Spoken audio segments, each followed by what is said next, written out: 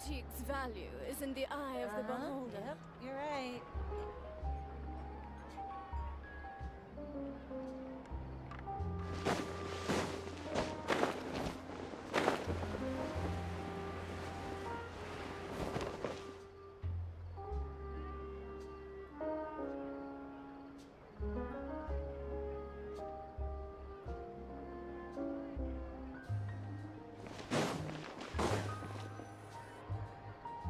It's right up ahead, but let's make sure we weren't followed first.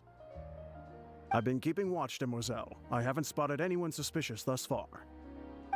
Very good. But let's not let our guard down for now. I shall find rooms for our respected guests. Thank you, Malus. Now, let's continue, traveler.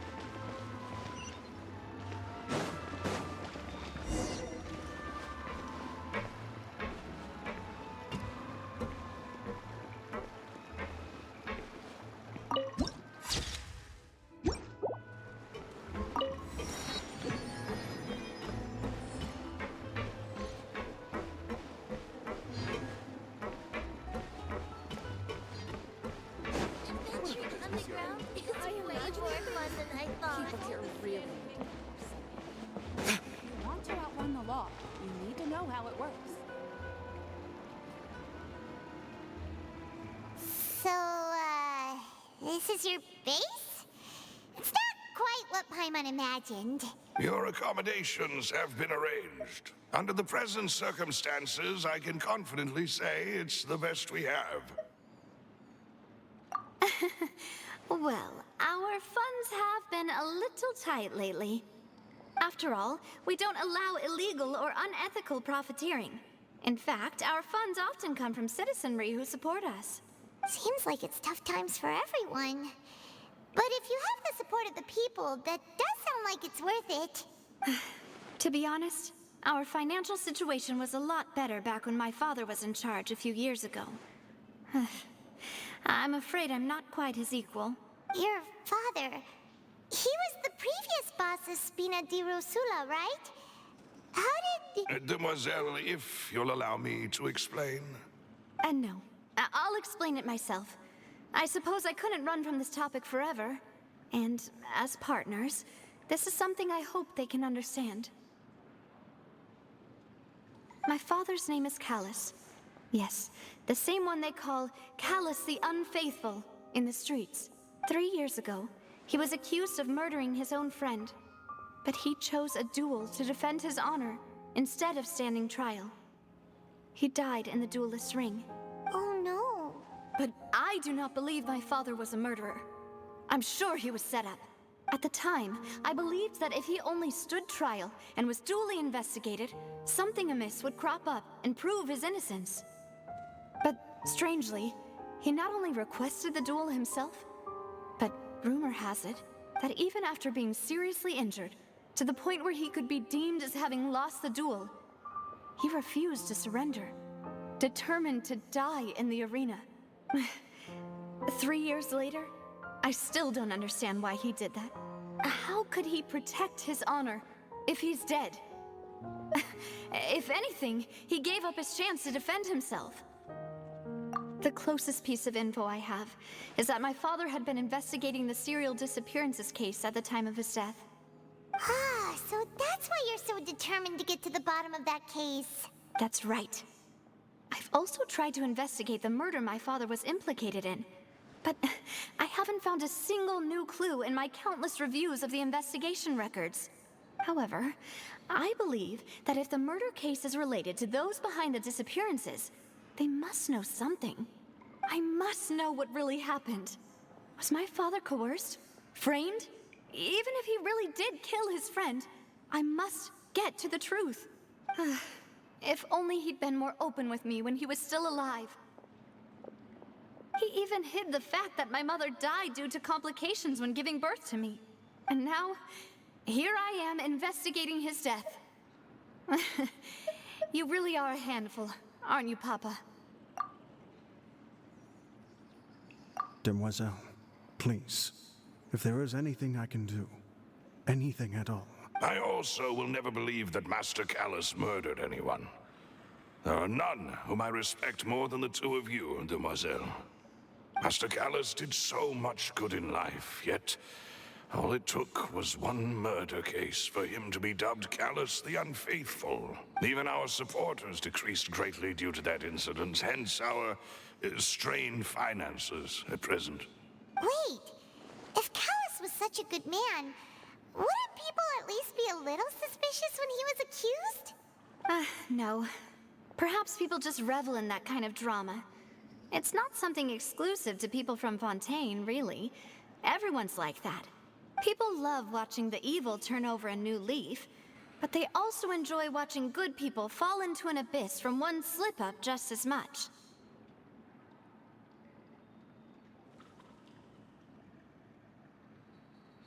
But how could... never mind.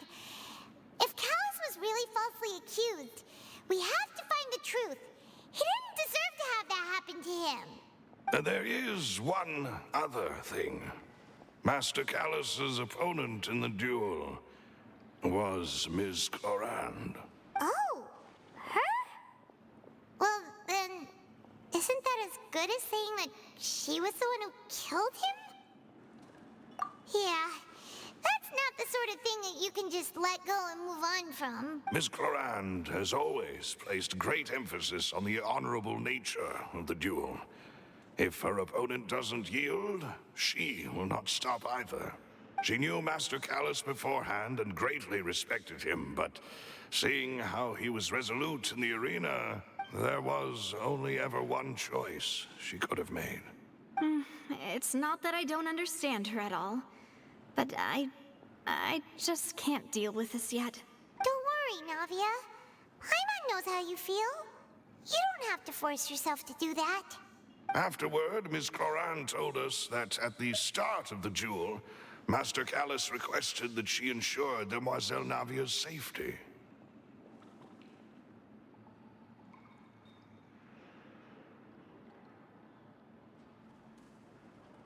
Yes, that is our understanding as well.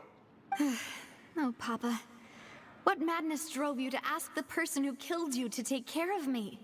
All right, anyway, that's the information I wanted to share with you. Even if it did sound like I was just complaining towards the end. Thanks. You two should go and rest. This was quite a day after all. Yeah! Paimon's feet. Please, relax and get some sleep. We will ensure you rest soundly.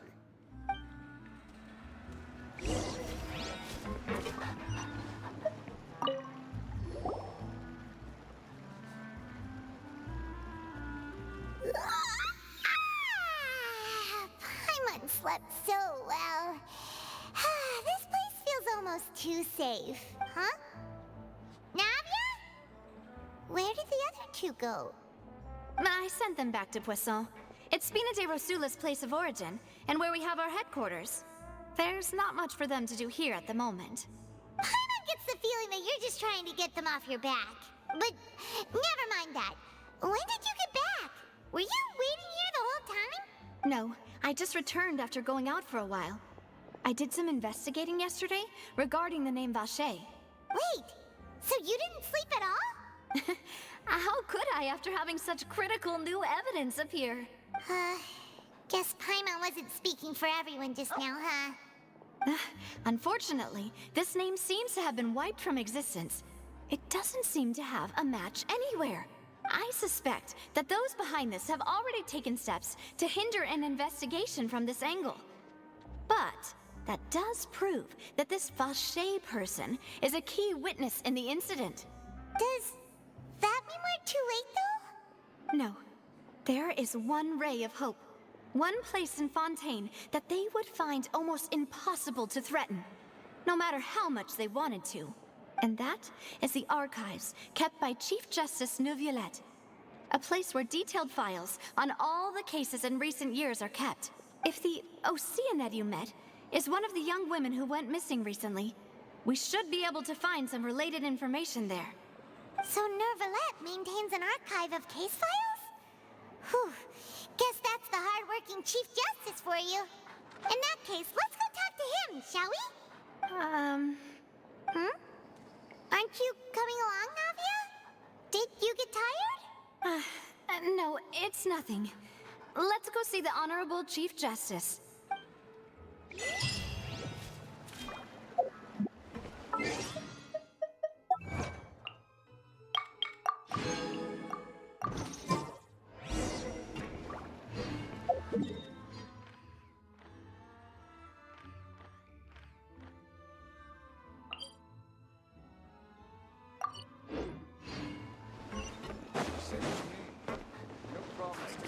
Finally on the right path. I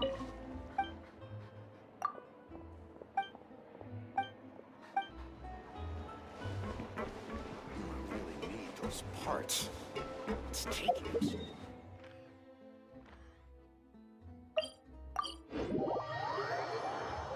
The Palais is right up ahead. Come on.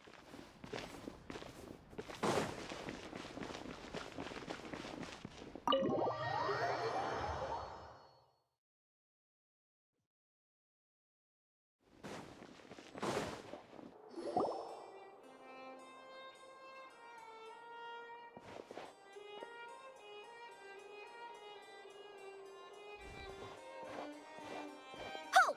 Please state your business here. The Chief Justice is presently occupied with official matters. Huh. This place does look pretty heavily guarded. Guess that proves that Neuvillette's files are really secure. Hey, don't you recognize us? Huh? Who are you? Just to be clear, I don't care who you are or who you might be related to. Our rules make no exceptions. See? They've got great discipline, too. Yep. Paimon can tell. If you're here just to crack jokes, I can point you towards the exit. Unlike some, we're busy, so please leave if you don't have a reason to be here. No. What I meant to say is, shouldn't you remember us from a few days ago? We were at the trial of the great magician Linny. Oh, yes, I remember. I read about it in the Steambird. You must be Linny's attorneys. It's all coming back to me now. We're here today to report and archive some information on a follow-up case. Huh. Is that even a thing? Of course. Don't worry. We're here on official business. You can trust us.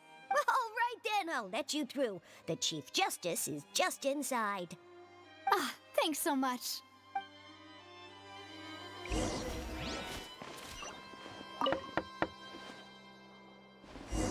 Please come in.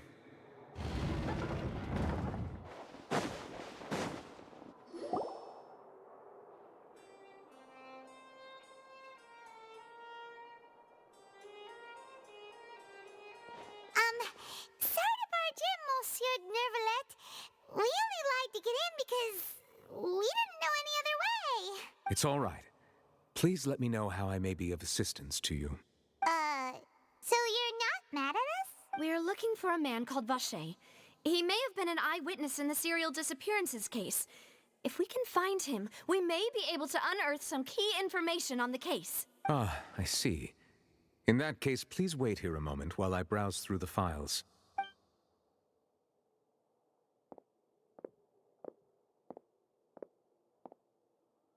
Who knew that Neuvillette would be so easy to talk to?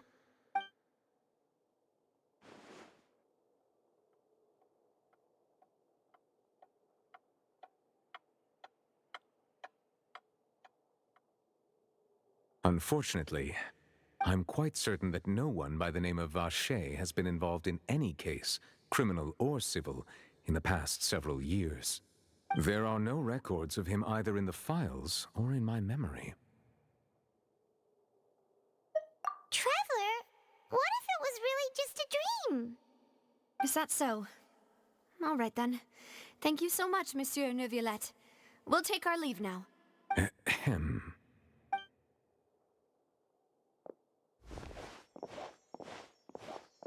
Miss Navia, I can understand how you feel. Your father, Callus, was a truly exceptional man. We deeply regret his passing. And what are you trying to say, Monsieur Neuvillette? Are you trying to console me? Extend your sympathy? Or just express some tendril of regret? No. You are not trying to do any of that. I can hear it in your voice. There's no emotion behind your words. You only said those things because you felt like you should. It's just like last time. After my father took his place in the duelist ring, I pushed through the guards to talk to you as a last resort. You even told me then that you thought there was something fishy with the case, yet you still allowed the duel to go ahead. In your eyes, the value of a human life is nothing compared to those cold laws you hold so dear. If you truly regret my father's death, then why didn't you call a stop to the duel?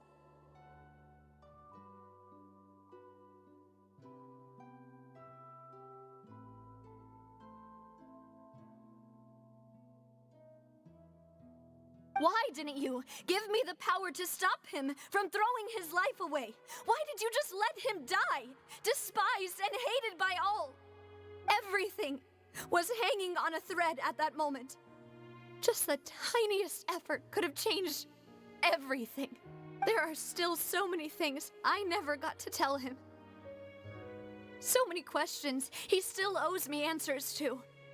If you really have no heart, then just look me in the eyes. I, Navia, will show you the true meaning of regret. I'm sorry, Miss Navia. You and my father are truly alike.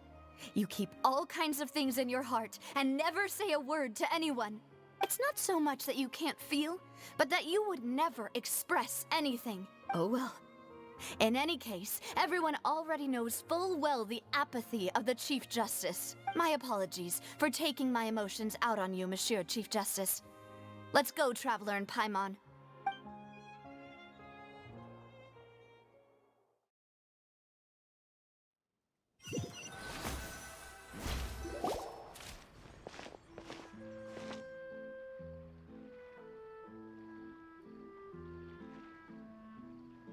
Navia, are you okay? I'm fine. Rain. It's raining. You're right. Wasn't it still sunny when we went into the building? And there shouldn't be any active trials today. How strange. Now that I think of it, on the day my father was convicted of murder, it was also raining. What is it? Did you think of something?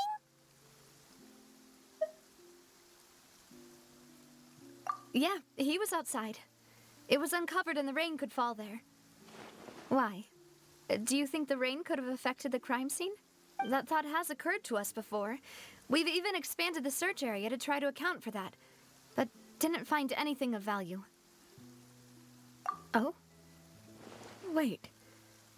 You don't mean... So you're saying that the true murderer could have been turned into water? And then got washed away with the rain? Yeah! And if that's what had happened, then no one would have believed your dad, even if he explained what he saw to the authorities! I really think I found a true genius for a partner. You're completely right. How did I not connect the dots earlier? All right, let's go to Poisson. With this new lead in mind, we'll get to the bottom of my father's case for sure. Yeah! We're gonna make progress for sure this time! Do you want to go with me now? Or do you want to head over by yourself later?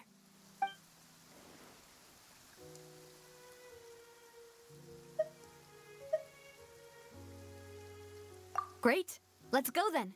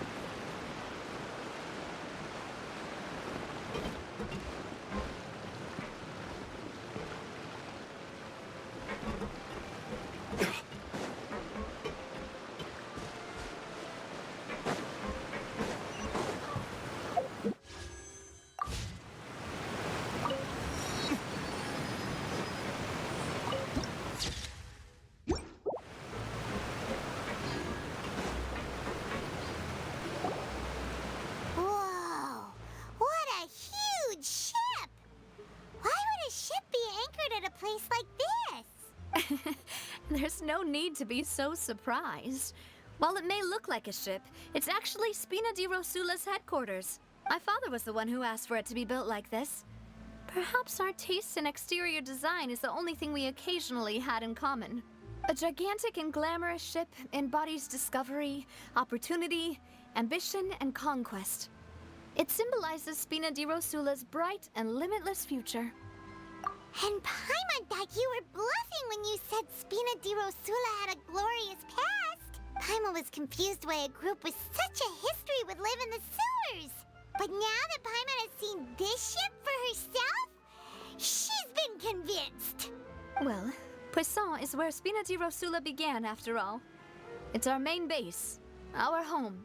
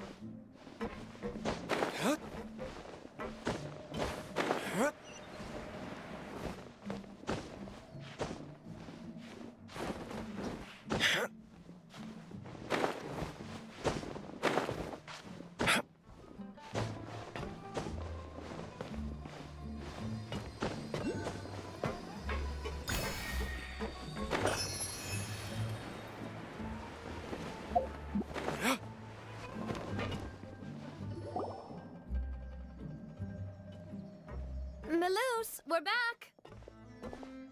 Apologies for the wait, demoiselle, and our most important partners. You said before that you still had some business at the court.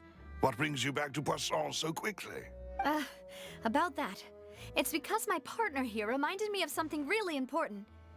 You see, what if my father's case had something to do with water from the primordial sea?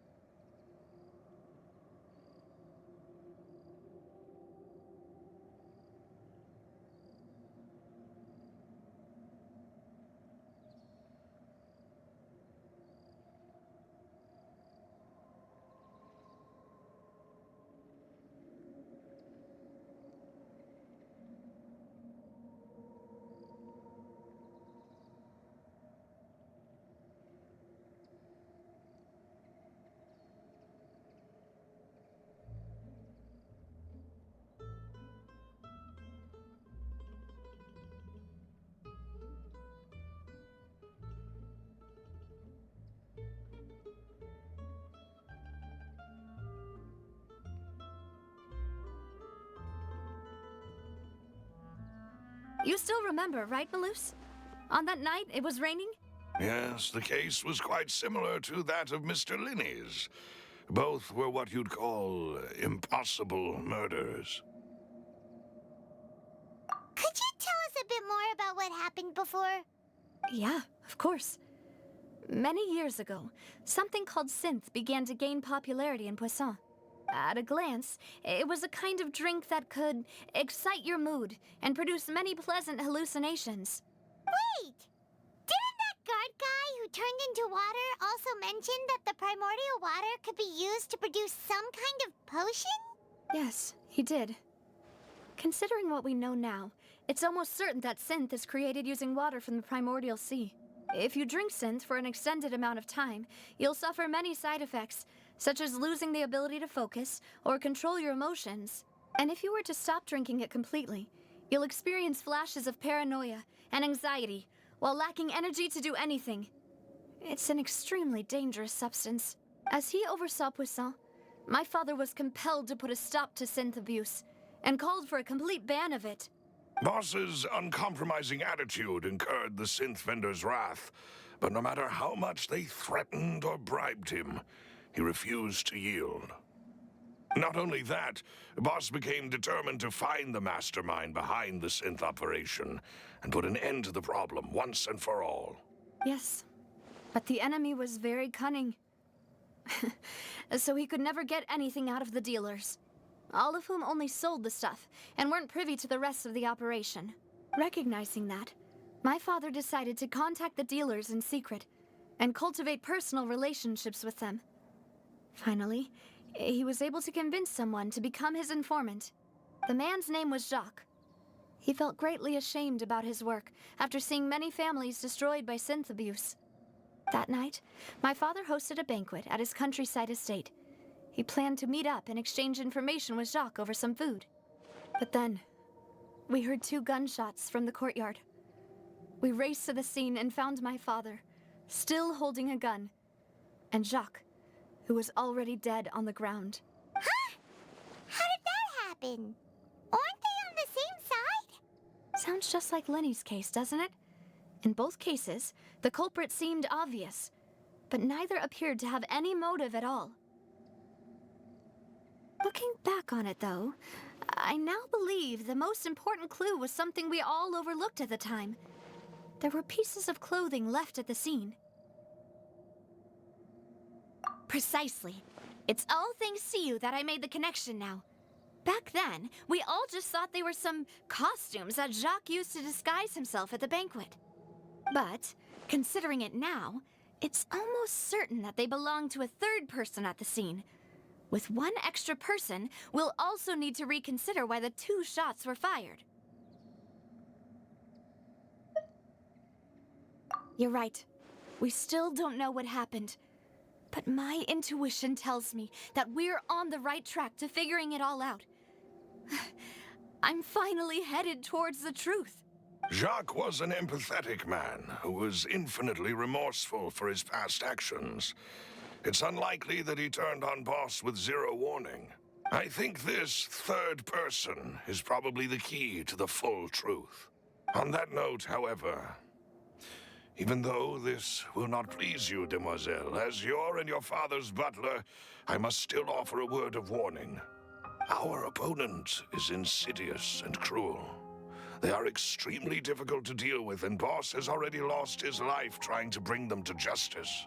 Even though Spina de Rosula has lost most of its former glory, Poisson has welcomed a new time of peace, and we have been allowed to live out our lives. There is no need to follow your father's path.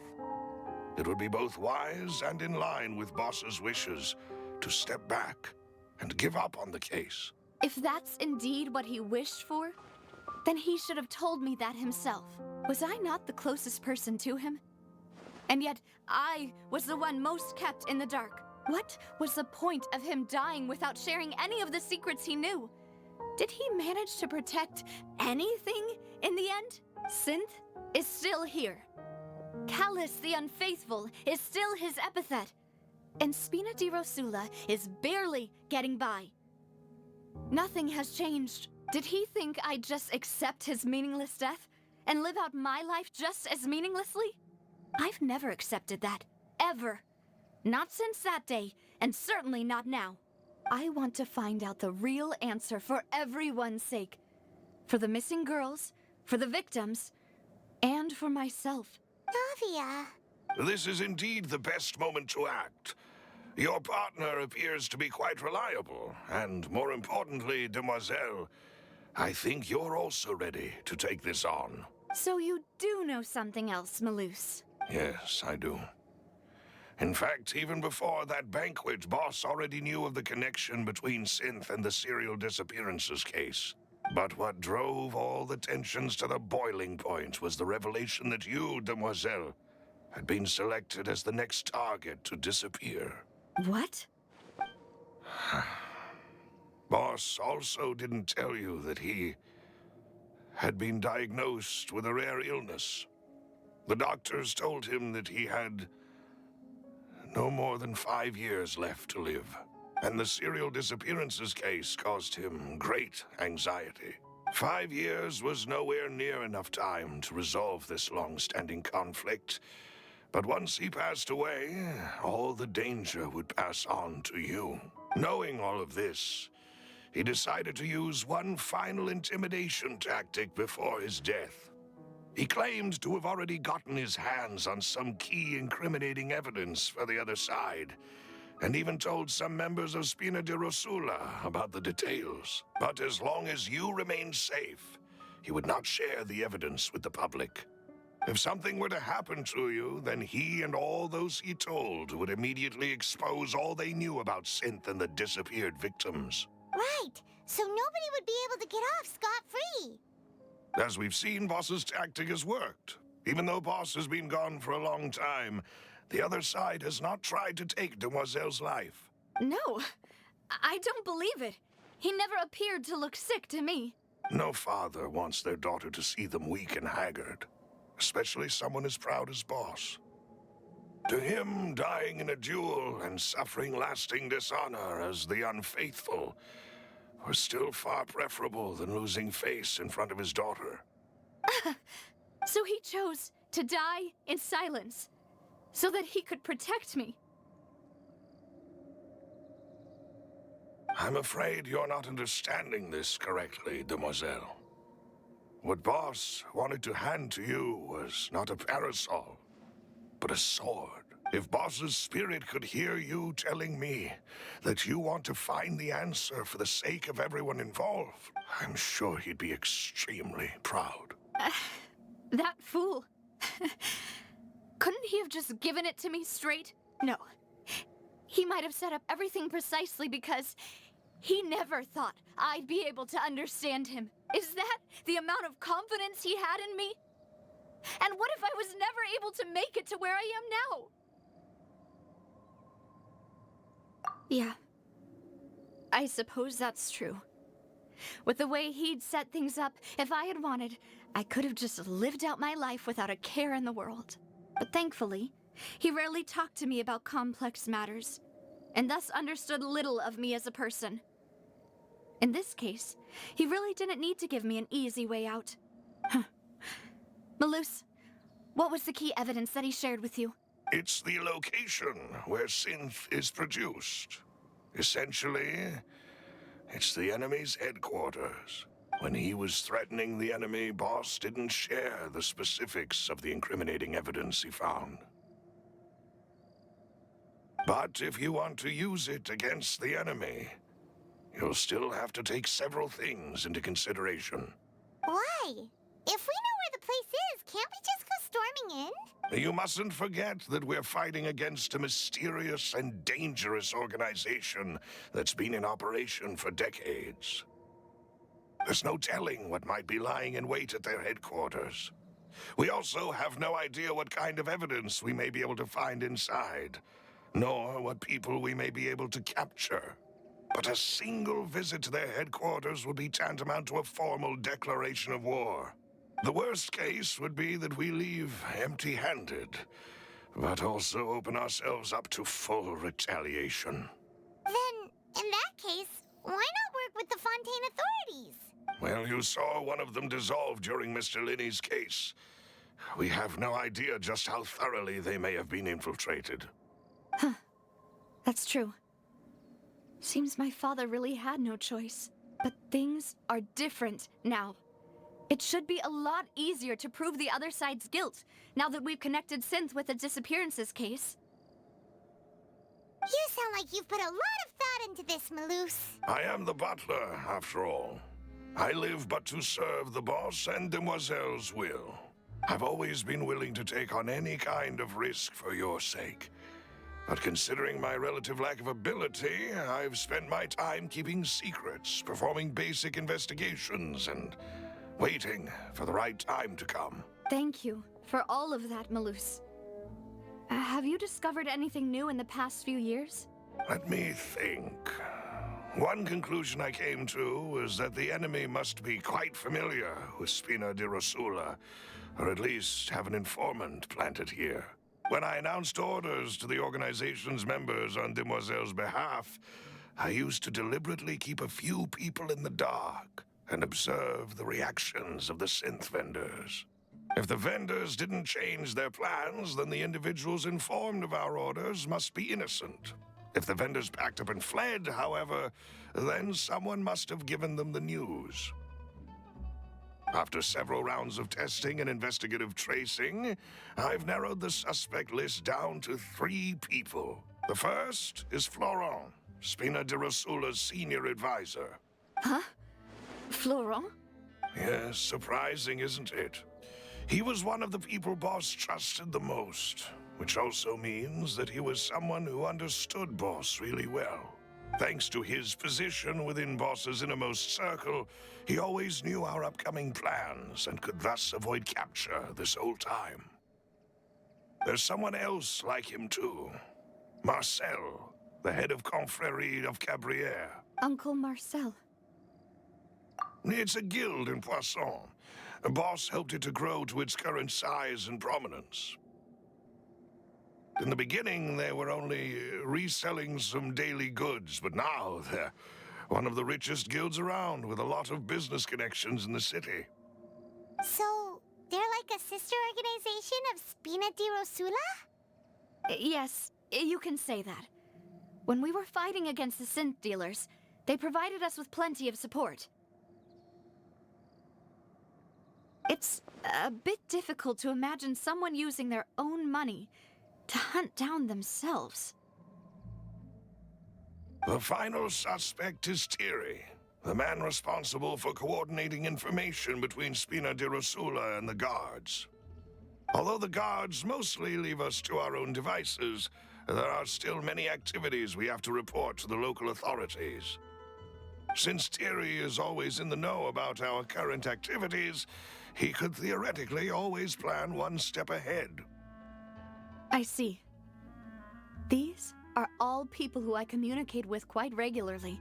To think that the enemy we've been fighting against has been right next to me all along, among those I trust the most. It's almost too hard to believe. If you want to investigate them, please take every precaution to not alert the quarry. Judging from our experience, the enemy is extremely cautious. Of course. And thank you, Malus. You've provided us with a lot of great information. You're too kind, my lady. I'm just doing my duty. And before I forget, proving Boss's innocence would also mean clearing him of blame in Jacques' death. After that incident, Jacques' wife and daughter were taken into the Spina's care. They still live in Poisson today. If it might help, you could also pay them a visit. I can make the necessary arrangements. Oh, thank you so much, Malus. You really are the best. A new case awaits, my dear partner. I hope we can work together to uncover the truth and end this case once and for all.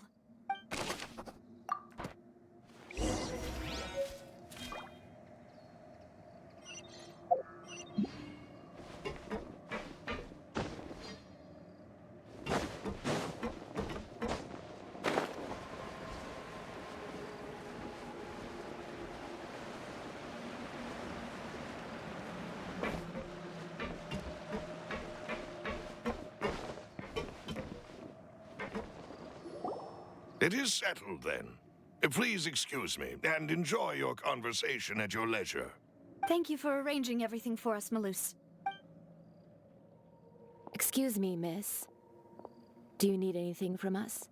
Oh, Hey, Navia's all quiet. This isn't like her at all. I'm sorry that I only came to visit after all this time. After what happened, I didn't know how I was supposed to face the two of you. Ah, if it's about that, there's no need to apologize. After my husband died, Spina di Rosula sent us a lot of mora and support. I understood your guilt and apology to be genuine. But aren't all of those things nothing compared to the loss of Jacques? I can understand the kind of pain that comes with losing a father so needlessly. You don't understand at all. I didn't know how to face you, because I didn't know what I could possibly bring as a consolation gift. I know only the full truth could bring closure to you, and to all of us. I'm sorry. I appreciate the sentiment, but you don't have to carry all that guilt. On the matter regarding my husband, my daughter and I have more or less found our answer already. Would you mind sharing it with me? I really can't believe that my father could ever bring himself to shoot Jacques. I always knew that my husband's money was earned through others' suffering. He told me countless times that if he could turn back the clock, he would never go into the synth business again. He had many regrets, and felt that he took the idea of providing for his family too literally. For the longest time, he thought Mora was everything. So when Mr. Callis came to him with a proposal, he accepted it almost immediately. He tried to be as careful as he could, but even so, he was still found out by the higher-ups. They found out about his betrayal? Papa didn't say that exactly, but Papa did tell me that I should never be ungrateful. Before he left that day, he told me that he had no choice. It was only later that I realized it was his final farewell to the two of us.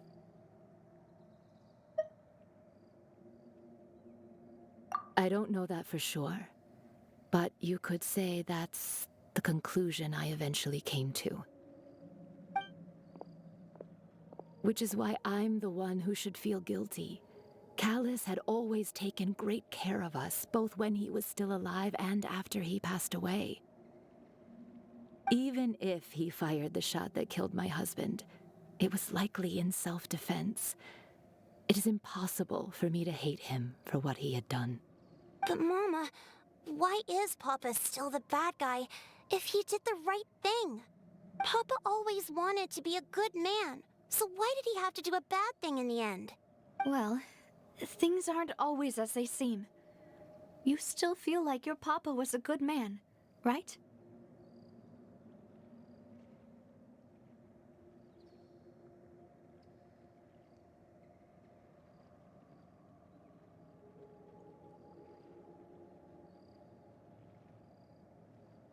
Yeah, Papa was a really good man.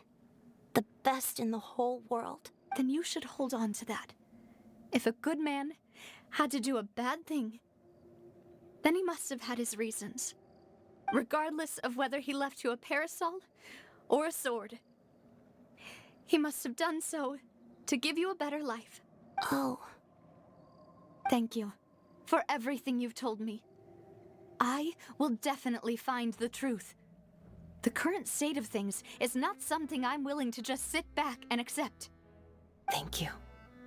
I'm very grateful to hear this from you. Even though your personality is quite different from your father's, your determination when you speak is really similar. You really think so?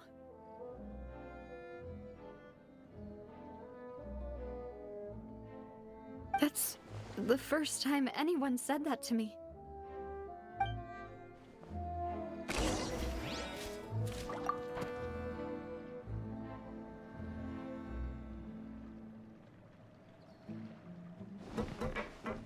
Are you okay, Matt? I'm fine. Don't worry. Let's investigate the 3 suspects next. Florence should be nearby, and we should be able to find Thierry and Uncle Marcel in the city. I'll get myself together on the way, so please don't worry.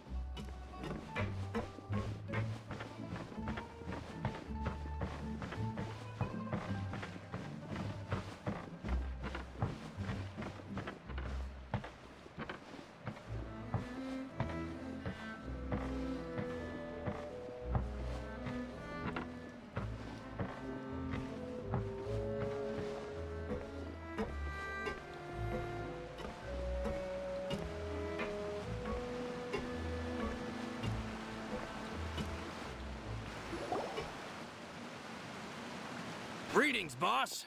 How may I be of assistance today? I'm sure you've heard about what happened at the Opera House. Someone got turned into water right in front of us. Yeah, I've heard.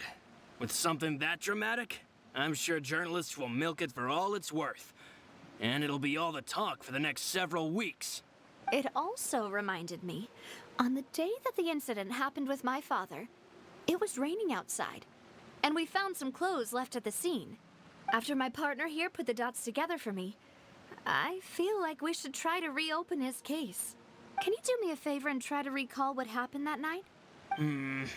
Let me think. Mr. Callus was feeling pretty upbeat that day. So he was drinking and bantering away with us at the table. After that, he told us that he wanted to go get some fresh air. So we let him go without thinking much of it. Who knew that we would hear 2 gunshots ring out right after? My first reaction was that Mr. Callus's life was in danger. So I grabbed my holster and made a mad dash toward the scene. But when I got there, it was already too late. Mr. Callus was standing over a dead body with a gun in his hands. All we could do was look back and forth at each other, not knowing what to say. So you also remember 2 gunshots then? Indeed. The guards said that the first shot didn't hit anyone, while the second killed Jacques. But I've never really bought that explanation. Reason being, Mr. Callus had left his gun on the table. I even made sure to confirm that before running to the scene. But according to the guards, that doesn't mean he couldn't have had other guns on his person. About the clothes left at the scene that you mentioned, do you think there was a third person there who was turned into water? At least from our perspective, my father had no reason to kill. So he would also have no reason to bring an extra gun with him. The gun he was holding probably belonged to Jacques, or a third person on the scene. Yeah, that makes a lot of sense. So you're saying Mr. Callus ended up with the gun because he seized it from one of the other guys? But hold on. If that's what had happened, then why didn't he share the truth with any of us? He didn't even want to face the Oratrice machine, and chose instead to prove his honor in a duel. Did he lose all faith in the courts after seeing someone dissolve right in front of his eyes? About that, Malus told me a thing or two. So, I think I can understand why he committed to the duel. I'll tell you everything once the whole truth has been revealed. I understand. Then, I'll leave Mr. Callus's honor in your hands, boss. And if I may just say one more thing. The whole Callus the Unfaithful epithet has been a thorn in my side since the day it was invented. Many people have laughed at me for still calling him Mr. Callus, even after so many years have passed. But it was Mr. Callus's trust that allowed me to rise through the ranks of Spina di Rosula and live the life I lead today, no matter what others might say. He'll always be the man I respect the most, and he'll always be my boss. Don't worry. I will definitely find the truth. You and all our other comrades at the Spina deserve to know the truth as well.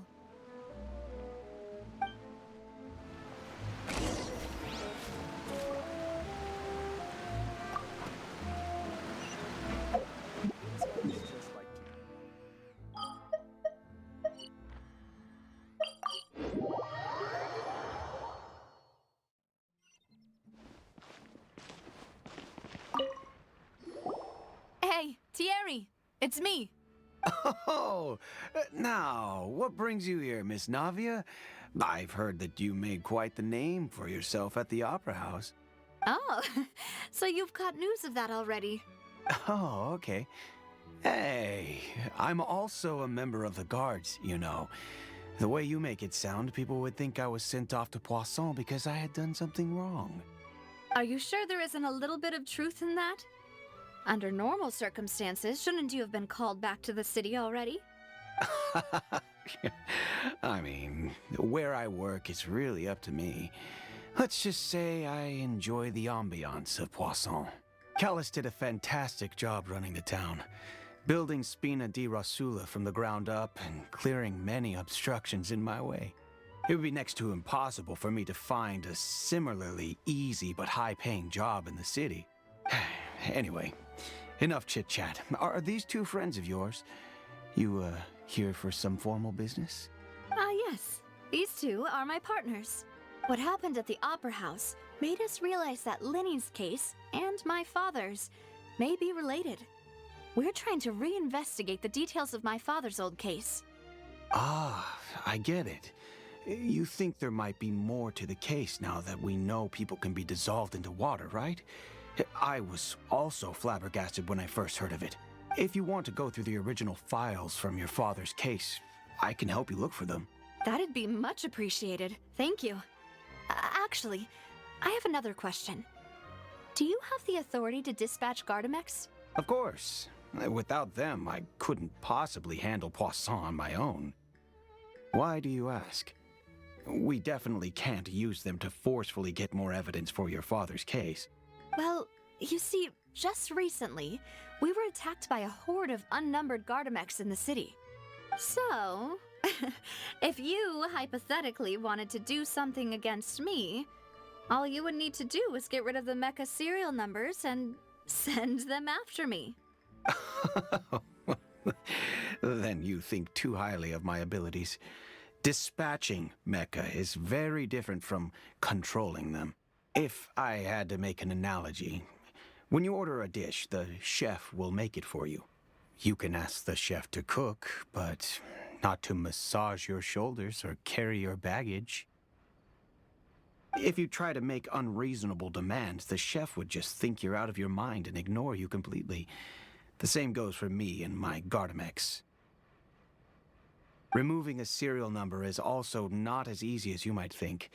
There are a lot of complex steps to it, and it's almost impossible to keep it a secret.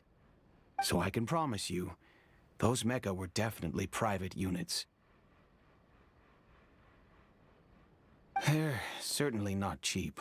So, whoever their owner is must be super rich, powerful, or both. Now that you mention it, though, being in the synth business would definitely be profitable enough to afford this.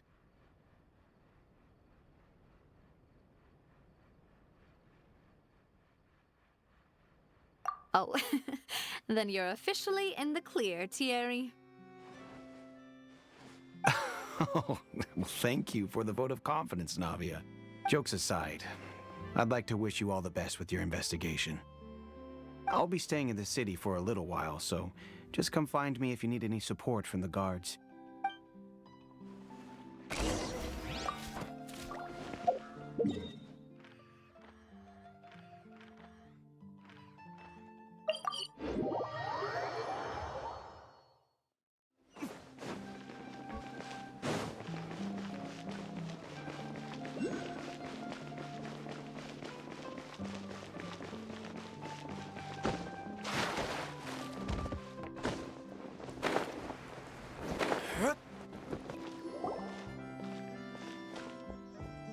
Hello. How may I help you? I'm here to see Marcel. Could you please let him know? You can just say Navia's looking for him. Sure. I will let him know right away.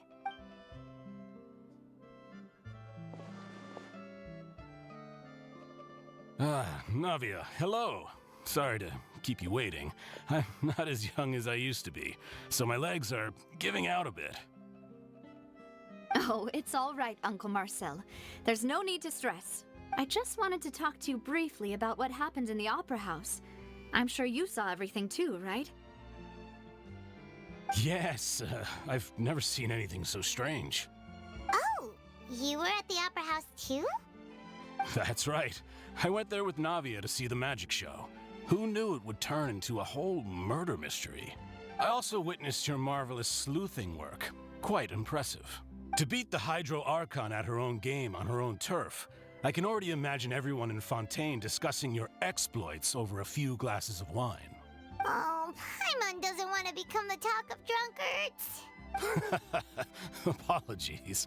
It's just how Fontaine is as a nation. Everyone loves drama and theatrics. Uncle Marcel, you've also noticed that other thing, right? The fact that humans can dissolve in water? Yes, I was reminded of your father's case right away. Is that what you're investigating now? Exactly. I still don't have much solid proof, but I can sense that the other side has already begun to act. Oh, and what makes you say that? We were attacked on Araneus by some unnumbered Gardamex. And there was also an attempt to get me to drink water from the primordial sea. If not for the vigilance of my partner, I probably wouldn't even be here talking to you right now. Oh, you're giving us too much credit. Wasn't it you who protected us? Alas, it seems things are heating up again. The peace that Callus sought so dearly will soon become a thing of the past. But rest assured, Navia, Poisson will always remain a safe haven for you. If you're scared, you can always return there. If anyone dares to lay their hands on you there, the Confrérie of Cabriere will use its funds to the last Mora to bring them to justice. Thank you, Uncle Marcel. But I don't intend to go into hiding. I'm going to strike while the iron's hot. Do you have any new thoughts on my father's case? About that. Sorry, my age is catching up with me, so it'll take me a while to recall my memory. The Confrérie was responsible for that banquet, so I was out and about the whole time making sure things were running smoothly. I didn't even have the time to drink with the guests. Then I heard the sound of a gunshot, and the rest was history. Oh, it's okay. No need to push yourself. We'll ask around some more, see if there are any valuable clues elsewhere. Sounds good. Just let me know if you ever need Mora. All my wealth comes from Callus's patronage and support. I'll spend however much it takes to clear his name.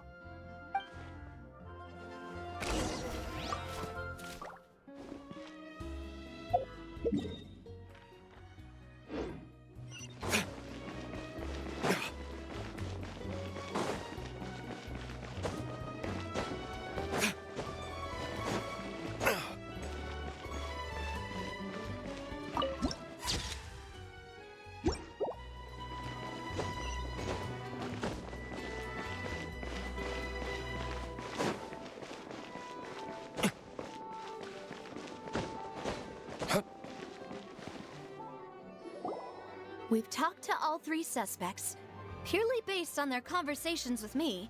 None of them sounded particularly suspicious. I suppose that's to be expected, though.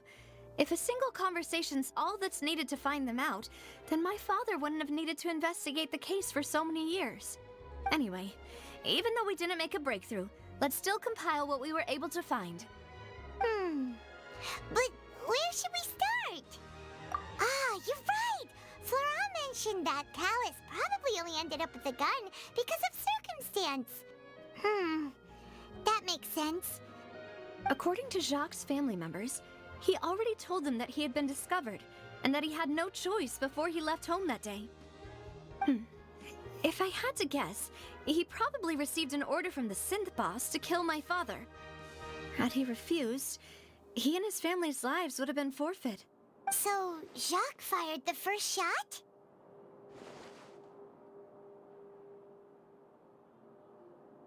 Oh? And why is that?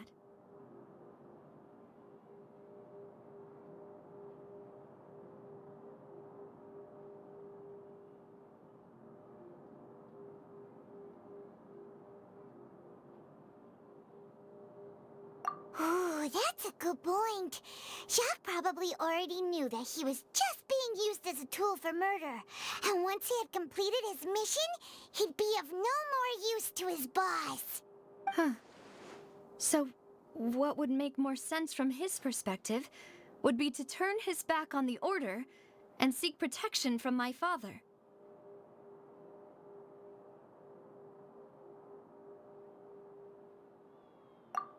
Makes sense. But without evidence, that's still just a theory. Besides Jacques, the attack from the Gardamex has been bothering me quite a bit as well.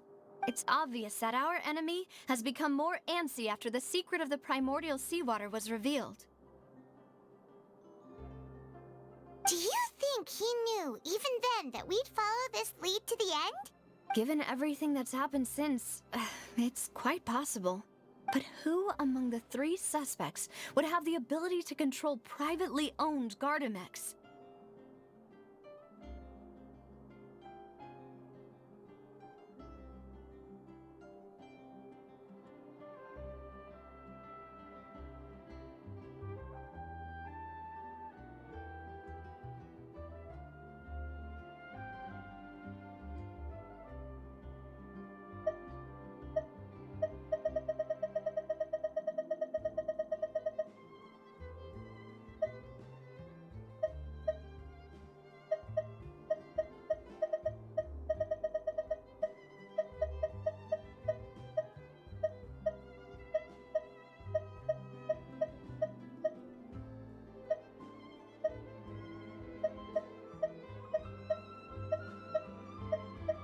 Uncle Marcel?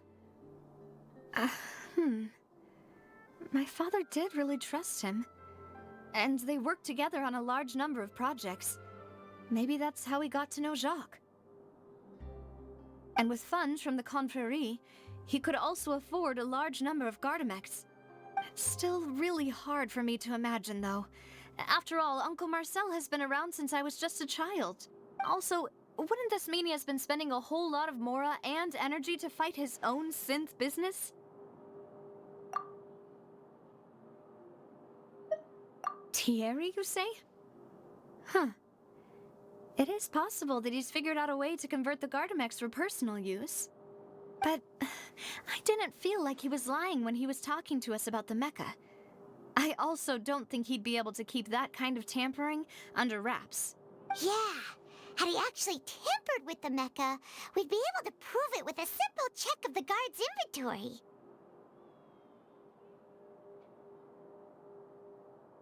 If the mecha were taken from the guards, it should be pretty easy to find out when and how that happened. Florent?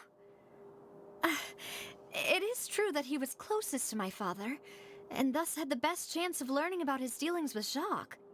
But as Spina di Rosula's advisor, his work mostly deals with personnel and security, so he shouldn't have much means when it comes to finances. So you're saying he's too broke to afford a mecha army? Exactly. He can't. And even if he could, I don't think he would be able to dispatch a whole group so quickly.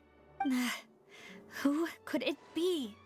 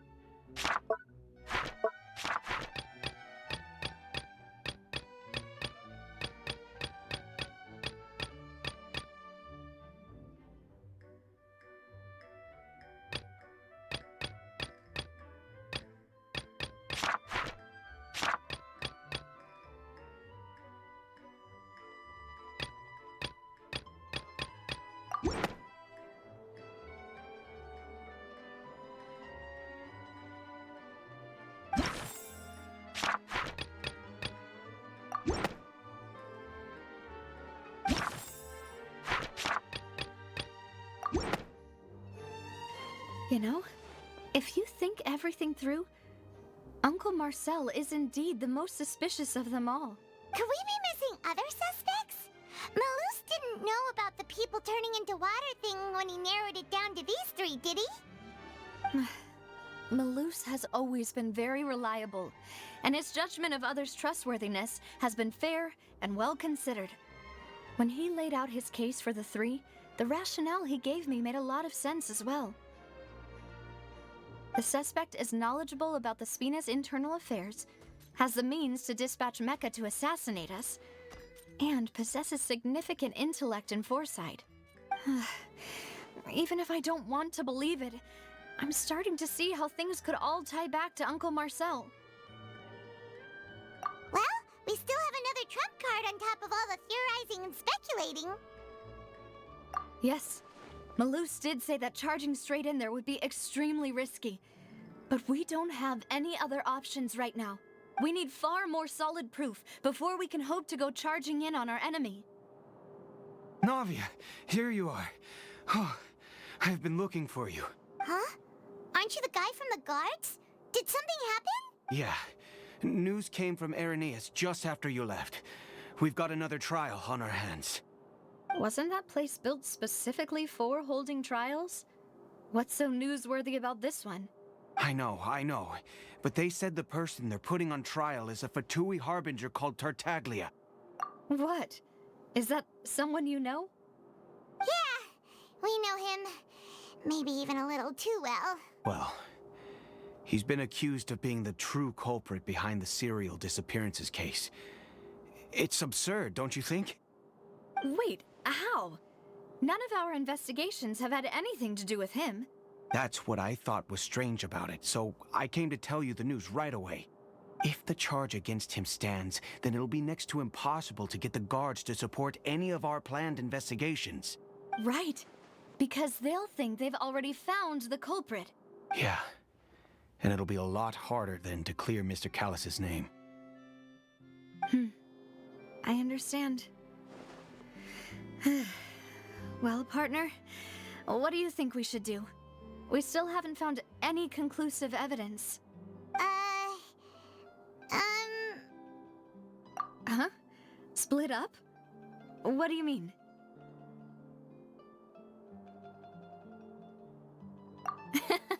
Just as expected of my partner. Since this is a trial about the serial disappearances case, the culprit's attention will be focused on Irenaeus, leaving his home base wide open. You're right. This is our best opportunity. All right then, let's do this. I'll stall them at the Opera House and charge Marcel as the true culprit. I won't have any chance of making that charge stick, though, unless we find more evidence. It'll be up to you to make it back in time and hand the decisive evidence to me. We'll help you, just like you helped us in Linny's trial. Demoiselle, please allow us to accompany you. I'm ready. Ah, Malou, Silver, when did you two get here? We heard that you'll be leaving Poisson and figured that you might require our assistance. It's our hope that your confidence will be bolstered with the two of us by your side. Thank you so much. Then, let's make haste for Irenaeus. Paimon, Traveler, I'll see you at the Opera House. See you then!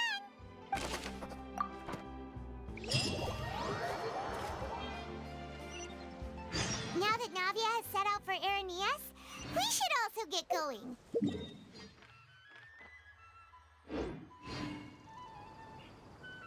The location has already been marked on the map, so let's head over.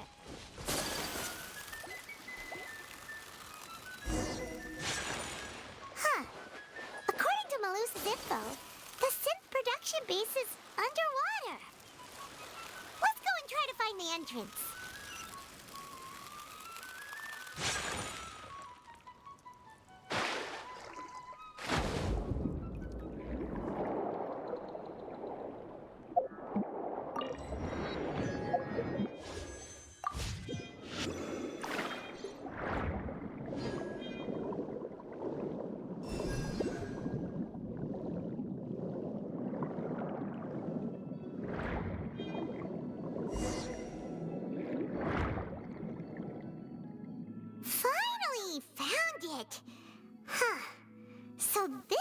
Entrance that leads to the synth production base.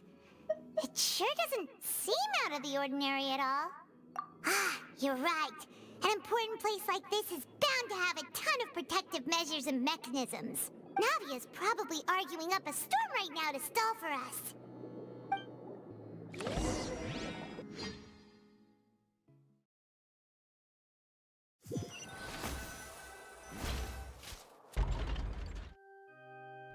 It would appear that I must repeat my question again, Mr. Tartaglia. Do you accept the charge that you are the true culprit behind the serial disappearances case?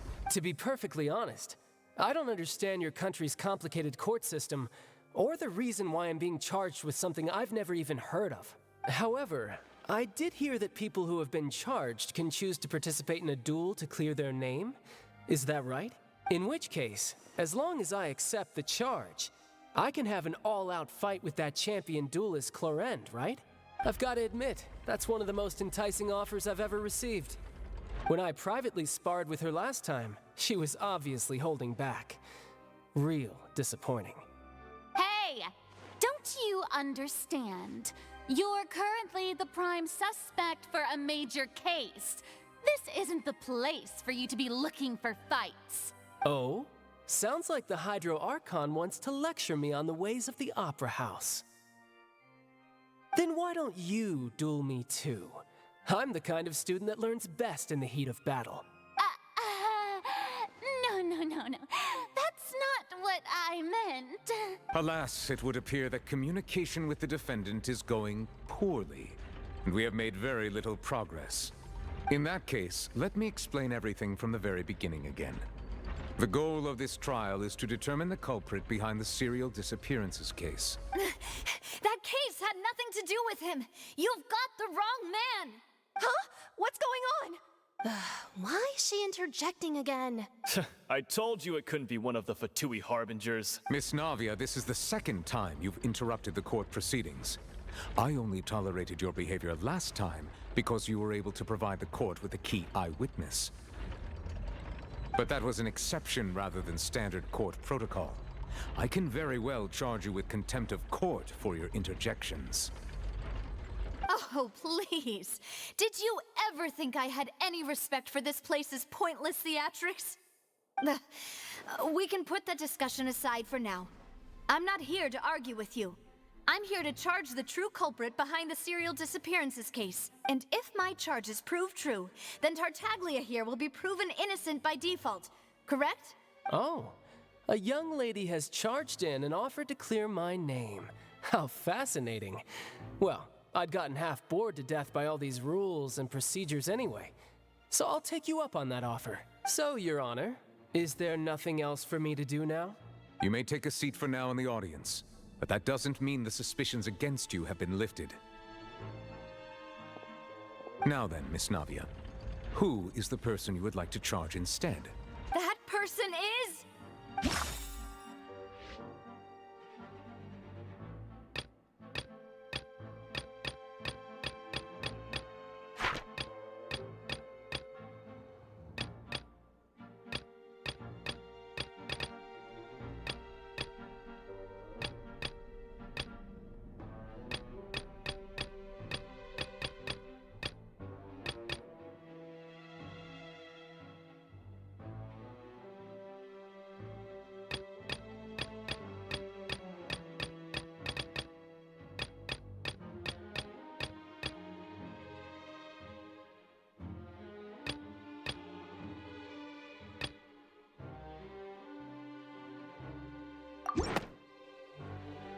Marcel, the head of Confrérie of Cabrières! Huh?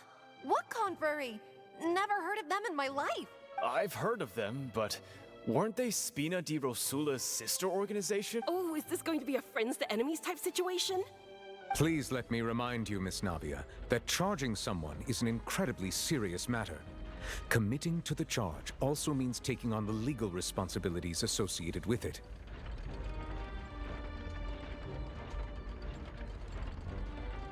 And if the charge fails, depending on the circumstances, you may also be charged with the crime of making a false accusation.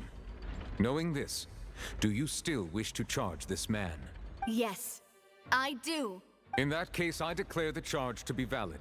Miss Navia and attorneys, please take your places on the court. Members of the guards, please contact Mr. Marcel right away so that he may stand trial.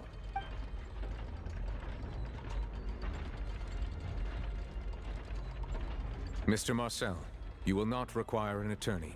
Is that correct? Apologies. It all just happened so quickly.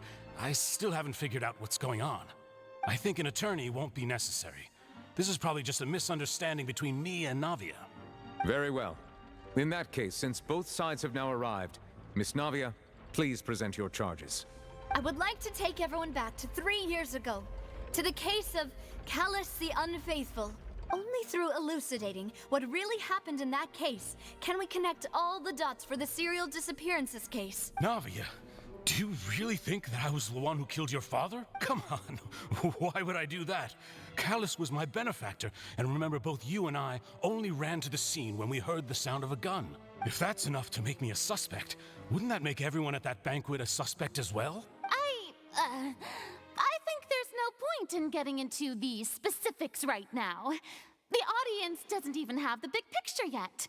Even I'm struggling to remember some details of that case. Exactly correct, Your Honor.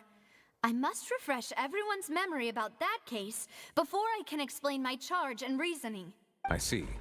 In which case, I will recount the findings about that case as originally recorded by Maison Gardiennage.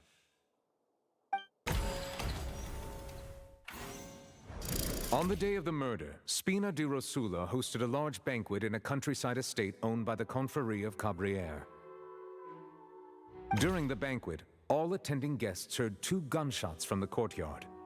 When the guests arrived at the scene, they found the primary suspect, Callus, holding a gun, while his acquaintance, Jacques, lay dead from a gunshot wound. The guards' investigation did not recover any other firearms from the scene. As a result, they concluded that the suspect's first shot must have missed, while the second must have taken Jacques' life. The suspect did not dispute this conclusion, and also declined to defend himself in court. Instead, he chose to prove his innocence through a duel. Callus was defeated by champion duelist Clarand in the ensuing duel, and soon succumbed to the injuries. These are the known facts about the case. The one with the motive to kill was Jacques, not my father. And even so, Jacques still had no reason to pull the trigger. In truth, the third person shot Jacques first, and was shot in turn by my father when my father seized the gun from him. After that, the true culprit turned the third person into water, erasing all traces of him from the scene. Thank you for the summary, Your Honor. Of course, the guard's conclusion appeared quite sensible to us at the time. However, we should revisit the case now that we've gained new information about the abilities of water from the primordial sea.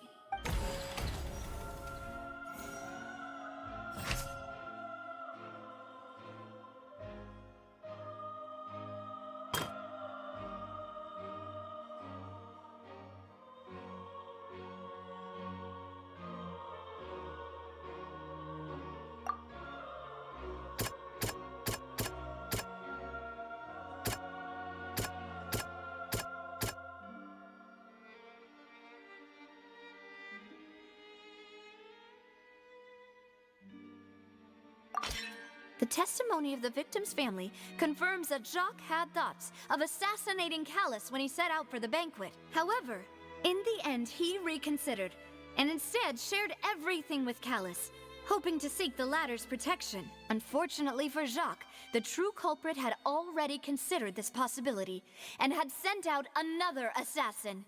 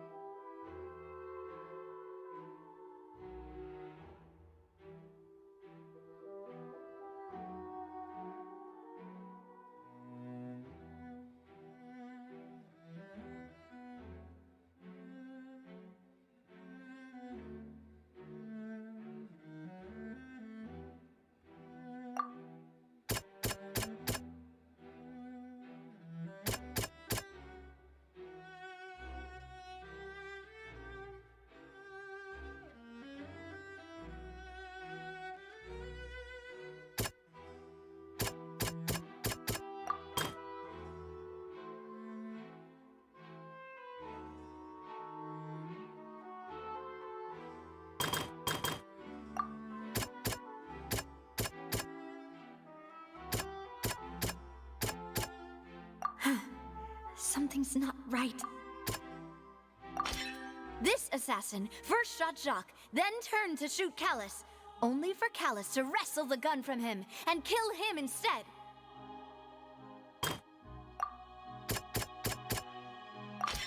A pile of clothing was found at the scene. The guards once believed they were used by Jacques as a costume to disguise himself. But now, it is clear that the clothes were proof that there was a third person at the scene, and that they were turned into water after committing the murder. Since it was raining that day, the culprit was confident that they could use the rain to wash away all traces of their dissolved accomplice. Realizing this, the true culprit caused the hired assassin to dissolve into water, leading everyone to believe Callus was responsible for Jacques' murder. This is the true version of events.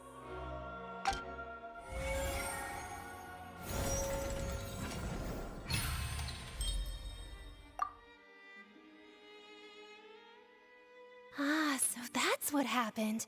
Wait, you're telling me something as dangerous as water from the primordial sea has been used for all these years? What a great theory.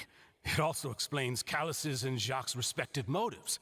I guess they didn't shoot each other after all. Mr. Marcel, you are the one being charged with the crime. You should provide a rebuttal if you wish to prove your innocence. Ah, but I think I agree with everything Navia just said. In fact, there was nothing in her speech that directly implicated me. Then, may I ask some questions? In my opinion, we primarily need to determine two things. One, do you have the evidence to back up your claims? I'm afraid not. At least not at this very moment. Boo!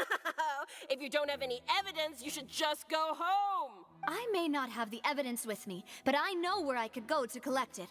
If we look up the deserted clothes against a record of people who went missing around the same time, we should be able to find a match.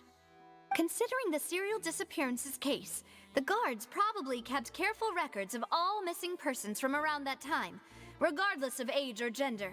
That makes sense to me. Monsieur Neuvillette, I would consider this to be a reasonable investigative direction.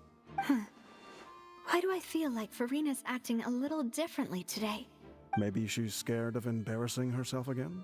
Alternatively, she's become more diligent after charging an innocent citizen in the last trial. My second question has to do with the ensuing duel. If the truth is indeed as you described, then why didn't Mr. Callis explain himself in court? If he had testified that a person had been dissolved, he could have at least mounted a defense. I've thought about this too, and the answer is actually pretty simple. He felt there were things that were more important to him. The dissolving power of water from the primordial sea is an important secret for the true culprit of the serial disappearances case. My father could have exposed it for all to see, but he chose to take it to the grave. At that time, Spina di Rosula was in dire straits, and his reputation had already been shattered. He had no guarantee that going forward with the truth would allow the culprit to be brought to justice. What was certain, however, was that it would paint a gigantic target on my back. Boss once told me that Demoiselle had already been selected as the next target of the serial disappearances case. What? If the secret had gotten out, the culprit would have fought an all-out war with Espina right there and then. I wouldn't have been the only one in danger. All of us would have stood to lose our lives. Of course, the guards might eventually figure out the truth of the matter and determine that we were in the right, but what good would that do? How can a hollow verdict protect anyone? Had this opera house ever given my father any kind of confidence in its brand of justice, Spina di Rosula would have had no reason to exist. But by staying silent, we retained the ability to deter our opponents and continue the stalemate. I was able to become Spina di Rosula's president, which made me harder to target, as well as giving me more time to grow and learn. And once I have figured out the truth and stepped up to the challenge, I will do what this opera house cannot, and restore my father's truth and honor back to him. So, you mean to say, your father intended to die in the duelist's ring? That's right. Do you have any proof? Of course. All you need is to ask his opponent, Clarand. I don't need your apology, your guilt, or your support from the shadows. You don't have to do anything for my sake. But since he entrusted his will to you, Clarand, you should tell us the truth about his sacrifice. So, during the duel, did you believe that Callis was intending to die? Yes, I did. As a champion duelist, I've fought many battles and taken a countless number of dishonored lives. In my line of work, I've seen all kinds of people give their all for the faintest hope to continue living. Some were determined, others passionate, and some even manic and twisted. Just one look and I can tell if a duelist is hoping to live or if they're looking to die. I hereby swear on my name and honor as a champion duelist that Mr. Callis never intended to leave the ring alive. Since that's your testimony, I have no more questions. It appears there really are good grounds to reopen this case. I concur. However, Miss Navia, you still have not explained the link between your father's case and the serial disappearances case. Right? What she said was fascinating, but kind of beside the point. Wait, weren't they just talking about the serial disappearances case? Of course, Your Honor.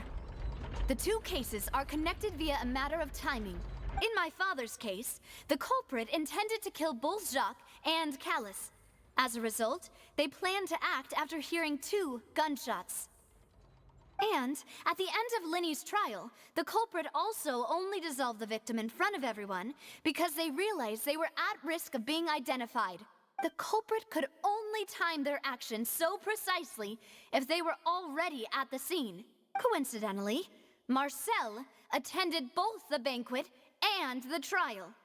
So that's why you suspected me. Even after hearing your reasoning, I still can't help but find it a little preposterous. I'm used to it, though. You've always been an impulsive and sentimental child, Navia. It's one of your most endearing traits. No need to appeal to pathos. I won't try to refute your points one by one, but even if everything you just said was true, can you prove that I was the only person present at both events? On top of that, does a person have to be physically present to control the timing? Can't someone remotely monitor the place? I don't know what you can say to that. I know that even with that, you might still think you can reduce the list of suspects with some further investigations until I'm the only one left on the list. Alas, who won't feel at least a little hurt by an accusation of murder from a girl you see as your own daughter?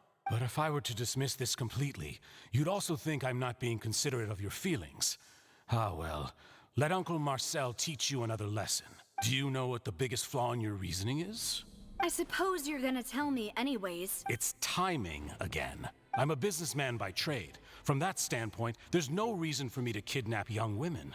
It's a high-risk action with nothing to gain. In addition, I left my home in Snezhnaya when I was young to come to Poisson and work in some trade. My business only thrived when I received Callus's patronage. But the disappearances began before I ever stepped foot in Fontaine. I do apologize, demoiselle. This was my mistake. No, it's not your fault. I'm sure he had come prepared. Is there anything else you'd like to say? Would you like to check the date of my first business license against the first known case of the serial disappearances? You can also take a look at my border entry records, or ask my friends and family when I left Snezhnaya for the first time. Could those records and testimonies do something to appease the unspeakable anguish in your heart? Seems like she got the wrong guy. At this rate, Navia will be convicted for falsely accusing him. I think you've done a superb job of dissecting your father's feelings as he neared the end of his life. But aren't you going against all of his wishes and expectations right now? He wished for you to become more rational, collected, and conscientious, instead of dwelling only on your own feelings. Once you've learned to be more considerate of others' feelings, and to stop rushing headlong into things, you'd have met most of his expectations. This isn't just about me, and it never has been. The biggest difference between me and the rest of the victims is that I still have the ability to search for the truth, while that same agency has long been taken from them. The people whose families were destroyed by synth abuse, the people who lost their loved ones to the serial disappearances, and the people who suffered tragic ends due to their sense of justice. Many people's images are flashing before my eyes. I'm sure some are coming to those of you in the audience as well. And whose image do you see, Marcel? Is it a man named Vacher? Oh, so you do know that name. I'm merely surprised you'd suddenly say the name of someone I've never even heard of. I was waiting for you to say that.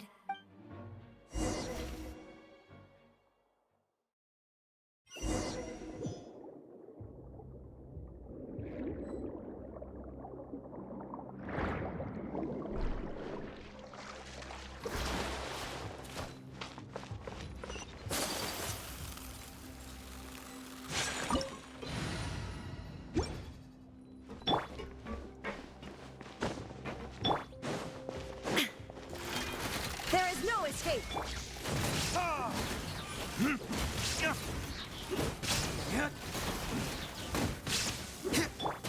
My apologies.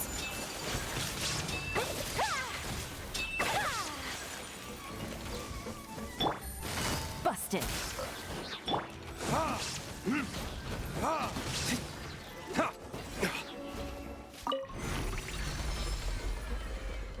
Whoa! The floor is going up!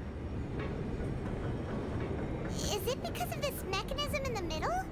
That guy really prepared a lot of stuff for this place.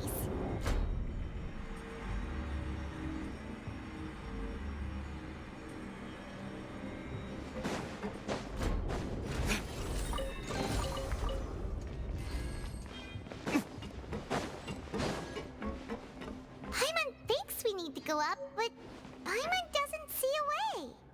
Let's take a look around. Maybe we'll find a hidden mechanism that'll show us the way up.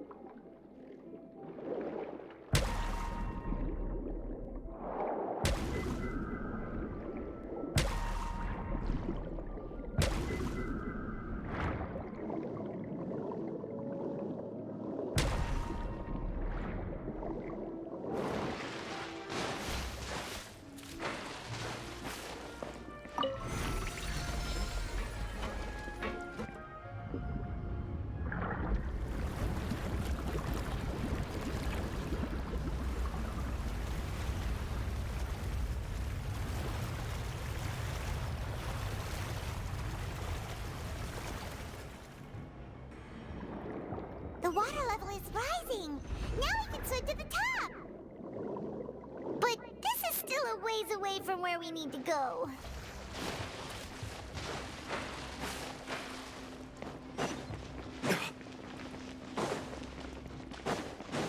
Shine down.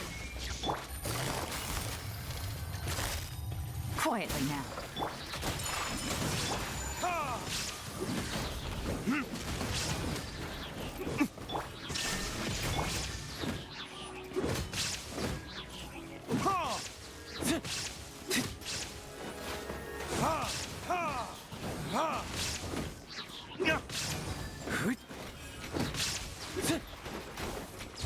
Verdict is...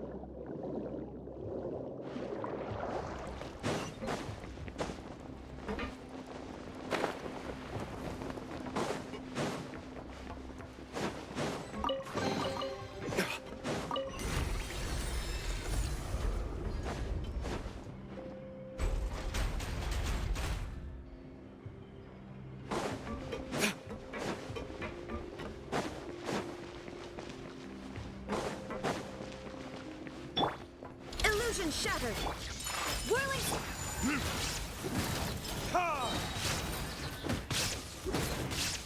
Burn!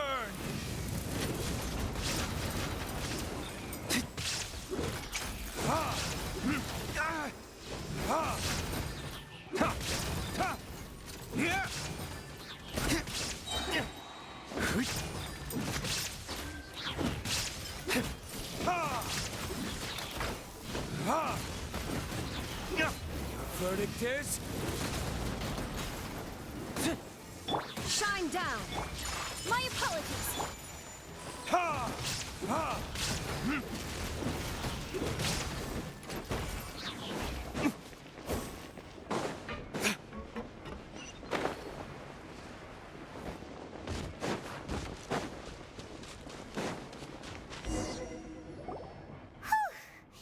After all that, we finally made it to the innermost sanctum. Though, as expected, the mastermind isn't here. That's right. Then let's hurry up and find some evidence so we can get back to the Opera House and help Navia.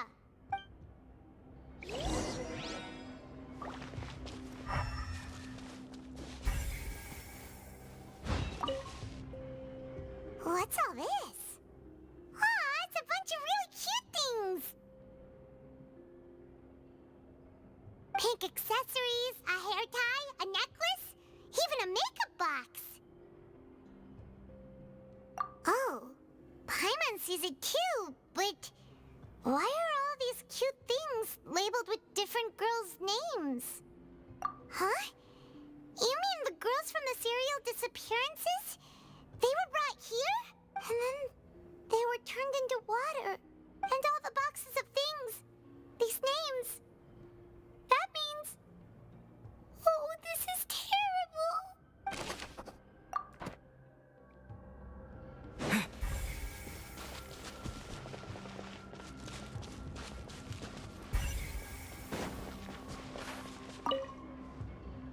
Oh, look! There's an important-looking basin over here, and it's full of water! That means this is where they make all the synth!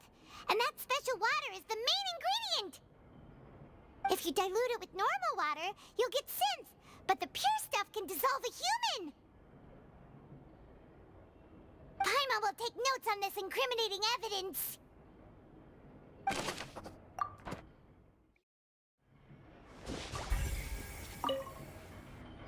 Let's see what's written here. Nothing escapes Detective Paimon's eyes. Callus. Navia's father.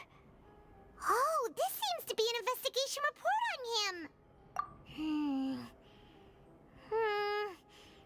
Yep, it's about finding someone to assassinate Jacques and Callus because of a lack of confidence that Jacques himself would go through with it. This should prove the existence of the third person, right? We still have not determined the exact content of the key information Callus has passed on to certain members of his organization. The old dog's a real menace to deal with. Even if he abides by the promise he's made to us, he will still have the upper hand. He can act whenever he wants to make our lives miserable. The only option left is to remove him from the picture entirely. I concur. Let's send someone to kill him. He won't declare war as long as we don't touch Navia. Oh, seems like we've got a bunch of correspondence between the higher-ups. They're all just so evil.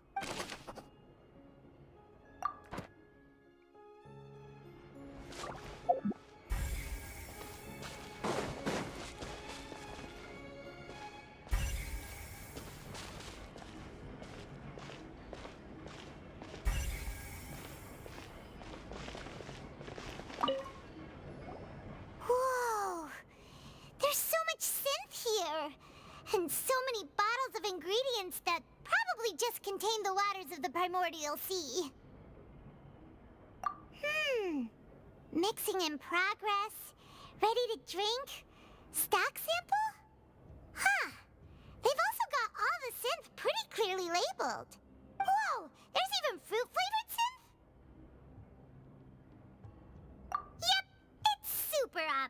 this.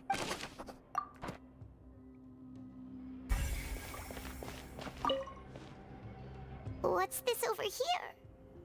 Looks like some kind of place for research. Experiment number 16 aims to verify Jacob Ingold's research conclusions on the primordial sea and use his theory as a foundation to achieve a breakthrough. The experiment was a failure. No individual managed to resurface from the water from the primordial sea. Female specimens 22, 23, and 24 were dissolved. Sorry, Traveler. Paimon will try her best. It's just that Paimon's never read something so scary before. How can someone write something that terrible in such a matter-of-fact tone? You read the rest. Paimon's too scared to keep going.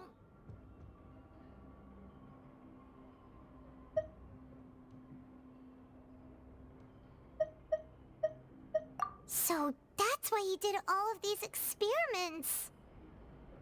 Wait, did he really think he'd be able to find a way just by dissolving people over and over?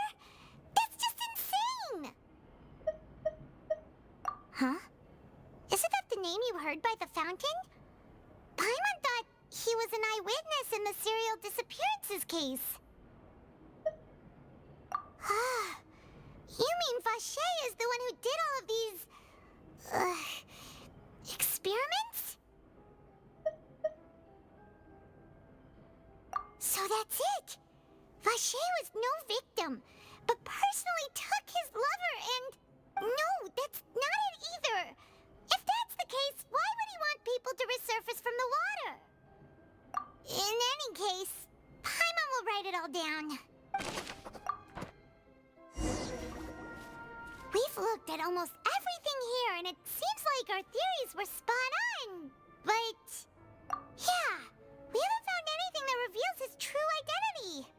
No wonder even Neuvillette wasn't able to find anything. Whoever it is probably destroyed everything to do with that name a long time ago. That way, even if we bring all this back to the opera, we won't be able to identify the true culprit. Sure thing. Paimon won't admit defeat to this guy either.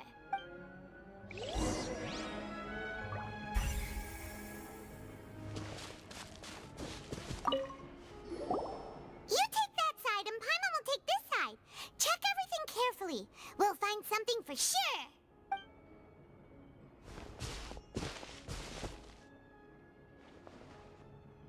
Ugh. Nothing at all. And Paimon can't even find snacks either. Whoa, really? Let Paimon see. Vinier. Isn't that Vache's lover's name? Then you found her diary. Let's see. Aw. It's just a normal diary chronicling their love story. She was so sweet, too. Oh, Paimon feels even worse for her now. So many! A whole page's worth! But they're all crossed out. Was she unhappy with all of them? The final name she decided on was Marcel. Wait, but Marcel's pretty old.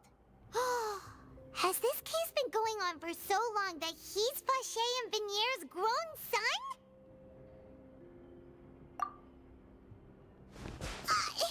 Hey! Paimon still hasn't figured it out yet.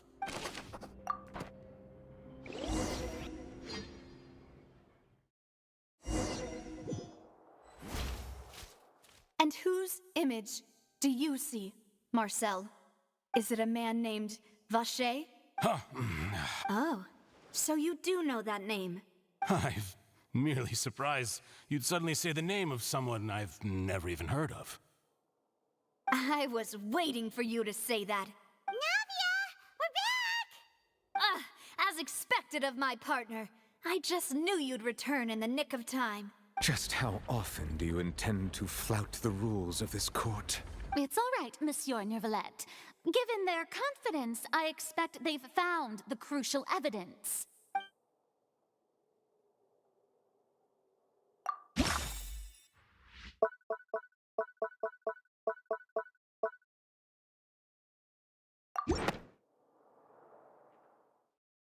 But the truth of it, Marcel, is that you've always been Vache.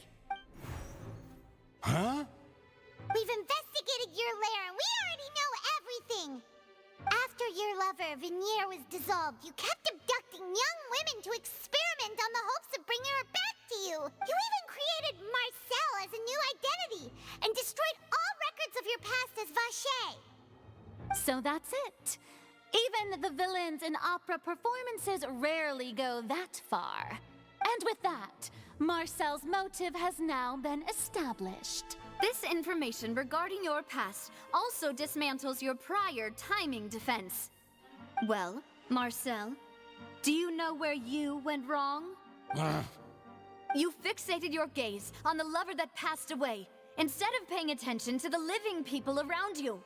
So, you never noticed how we changed, or how we grew as individuals. You also never understood Boss's real expectations for his daughter. Or our determination to see things through.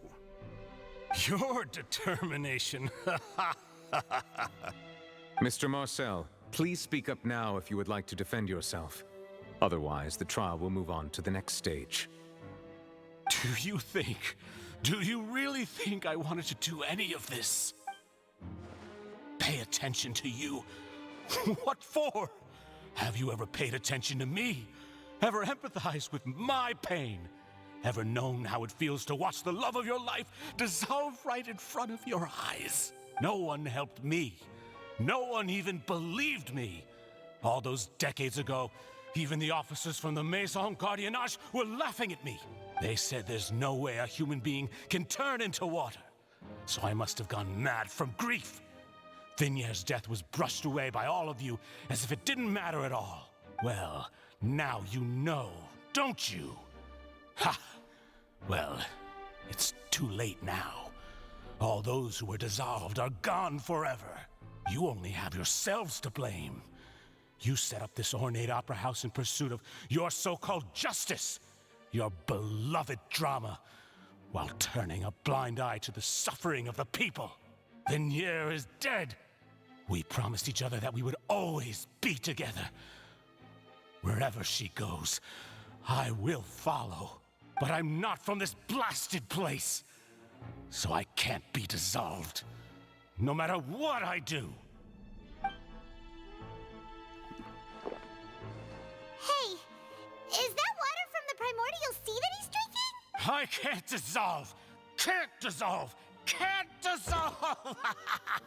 Do you all see? I can't go, I can't follow. So if I can't go where she is, what choice do I have but to try to bring her back? I did all of that, and in the end, that accursed Callus still got the better of me. I spent my entire life living on pins and needles, only to get stabbed by his idiot daughter at the very end. The suspect is exhibiting signs of mental distress. Guards, please restrain him. Don't touch me! Don't anybody come near me! I still need to save Venier. I promise. We made a promise. Venier. Venier! Please, Venier. Don't think badly of me. All I want to do is fulfill our promise. At this point, the verdict of this trial is clear. With Mr. Marcel's conviction, the charges against Mr. Tartaglia no longer have any basis. Fine by me. I was in a bad mood, but after a show like that, I'm actually feeling pretty good. Traveler, please submit all the evidence you have collected to the guards, so that I might review and summarize the truth behind the serial disappearances case. The man now known as Marcel was originally named Vache and worked as an adventurer with his partner and lover Venier. During an underwater expedition, Venier accidentally came into contact with water from the primordial sea and was dissolved in front of Vache as a result. Vache learned of the primordial water's existence through the work of others and began to kidnap young women for research, with the goal of discovering a method to restore Venier back to life. To cover his tracks, he invented the new alias of Marcel and began to operate a business in Poisson. During the course of his research, Vache discovered that a diluted concoction of water from the primordial sea can induce feelings of euphoria, and began to manufacture and market synth. However, as he accumulated wealth to fund his continued research and expanded the scope, he came into conflict with Spina di Rosula. After exchanging blows with Spina di Rosula for many years, Vache decided to assassinate their president Callus at a banquet. Although the assassination did not go as Vache expected, he was able to turn Callus into the murder suspect by dissolving the assassin he sent to the scene. And just recently, Vache attempted to frame Linny as the culprit of the serial disappearances case, using a similar method. However, his attempt to frame Linny failed, and the power of water from the primordial sea became public knowledge. This case also exposed enough of Vache's machinations that he was eventually successfully charged in court. Thus concludes the enigmatic history of the serial disappearances case, with the truth revealed to all. The Oratrice will now deliver the final verdict regarding the charges against Mr. Vache.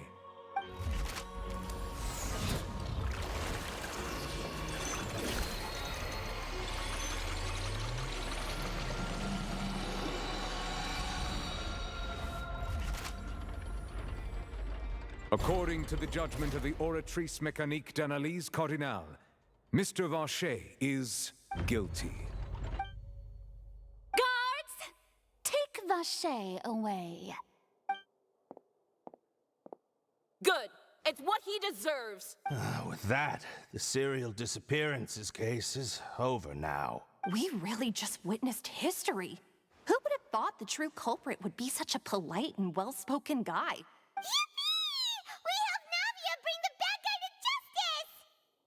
He's hurt so many innocent people, and now he's finally getting what he deserves. Huh? Are you okay? Demoiselle, you were absolutely brilliant. The day our late boss had always hoped for has finally come. You can rest easy now, knowing justice has been served. Yeah. It's finally over. It's all thanks to you guys. And my partner. See, Papa? Spina di Rosula's still doing well with me at the helm. Well now, hasn't this been a most delicious piece of drama? The villain has been caught, justice has been served, past wrongs have been righted, and it's a big ol' happy ending. Since it's been such a great show, I'll just let the false accusations against me slide. Either way, I've still got some business to attend to. So, if you'll excuse me... Please wait just one moment, Mr. Tartaglia. What now? None of this has anything to do with me. According to court protocol, since this trial was initiated due to a charge against you, a verdict must also be made regarding the initial charge before the trial can conclude. Oh, come on. Is this really necessary? Haven't you already caught the real criminal? Isn't it time for side characters like me to exit stage left? Please respect the laws of Fontaine. This has always been the rule. All right, but this sure is a lot of hassle. All I need to do is stand over there, right? Let's just get this over with. Through evidence presented in the public trial that was just held, it has been established that Mr. Tartaglia has no direct connection to the serial disappearances case. The guilty party has been identified, and thus it is logical to suppose Mr. Tartaglia is innocent of the charges. We now turn to the Oratrice Mécanique d'Analyse Cardinale to render the final verdict on the charges. According to the judgment of the Oratrice Mécanique d'Analyse Cardinale, Mr. Tartaglia is guilty. What? Hey! That's not funny! Didn't you just say I'm supposed to be innocent? What's with this verdict? Is your justice machine malfunctioning? Huh? This has never happened before. The Oratrice actually returned a different verdict from the Chief Justice. I mean, have you ever heard of an innocent Fatui Harbinger? Do you think the Oratrice might have just convicted him on general principle? But weren't the charges about the serial disappearances case? No matter what else he's guilty of, it shouldn't affect the verdict in this case, right? The judgment of the Oratrice Mécanique d'Analyse Cardinale is, by law, the final verdict of the court. We must accept the guilty verdict. Guards, please take the suspect into custody per court protocol.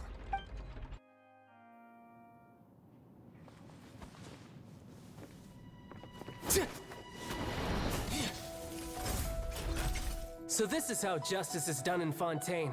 What a joke. You've got your rules. Well, I've got mine too!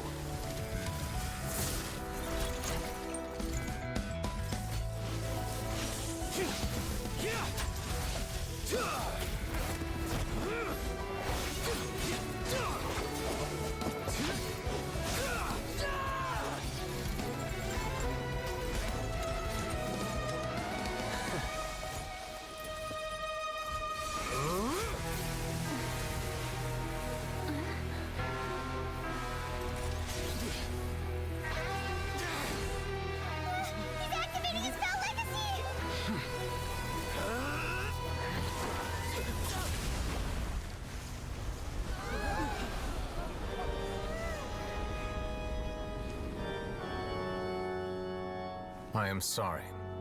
If you have been wronged, we will find the truth. But the rules of the court must be upheld.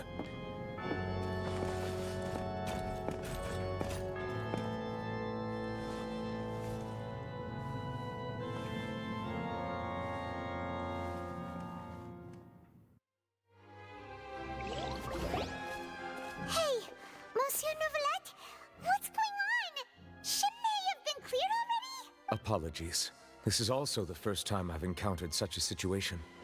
However, according to the rules established at the conception of Fontaine's court system, the Oratrice's judgment is the final verdict of the court. All I do is follow court procedure. As for why the Oratrice arrived at the conclusion it did, you should probably ask someone more knowledgeable than me. Why are you looking at me? I had nothing to do with it! I don't know what happened there either! Hey, stop staring at me! What does Lady Farina mean by that? She says she has no idea either, but that's impossible. Didn't she create the Oratrice herself? Yeah, so are the verdicts reliable or not? Can results like this really be called justice? My dearest citizens, did you really think we'd allow an incorrect verdict to be handed out in this court? Did you really believe that the judgment could be mistaken or be the result of some sort of random mishap? Don't tell me. You thought even I had been blindsided by the Oratrice's result. But the way she looked just now, it was pretty obvious she had no idea what was going on. However, given the state of things, I shall give you an explanation. Everything that just took place, including my supposed shock and bafflement, was a part of an elaborate performance, with every action meant to stir up drama and excitement. And, of course, for every performance, there is a script. Everything has unfolded exactly as I expected from the very beginning. As the embodiment of the very concept of justice, the Oratrice shall never render an arbitrary judgment! If you thought Child had nothing to do with the serial disappearances case, it is only because you've been blinded by the superficial appearance of innocence. Everything he's done, not to mention the danger he poses, are beyond ordinary comprehension and completely unforgivable!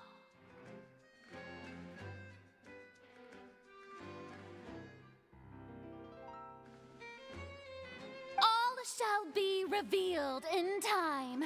You will come to understand my noble intentions, as well as the absolute correctness of the Oratrice's verdict. Now, having said that, although I hate to leave things hanging in suspense, it is now time for this performance to end. As the lead actress, I shall be the first to take my leave. Toodaloo! So she chose to make her escape after all, did she? So you're saying we shouldn't put much stock into what she just said? She probably just put on that performance to save face. As for the truth, it's unlikely that she actually has any idea. However, please be assured that I will continue to investigate this case in a personal capacity. Just as I promised, if the judgment has been incorrect, we will do our utmost to clear his name. Alright. Even though we feel pretty badly for him, we'll take your word for it for now. After all, he's done plenty of bad stuff, so he should have known he'd go to prison someday, right? Oh, Monsieur Nervalet! That power you showed when you took him down. Who are you really? I'm the Chief Justice of Fontaine, of course. If officers of the law lack the strength and capability to enforce it, then it makes a mockery of justice.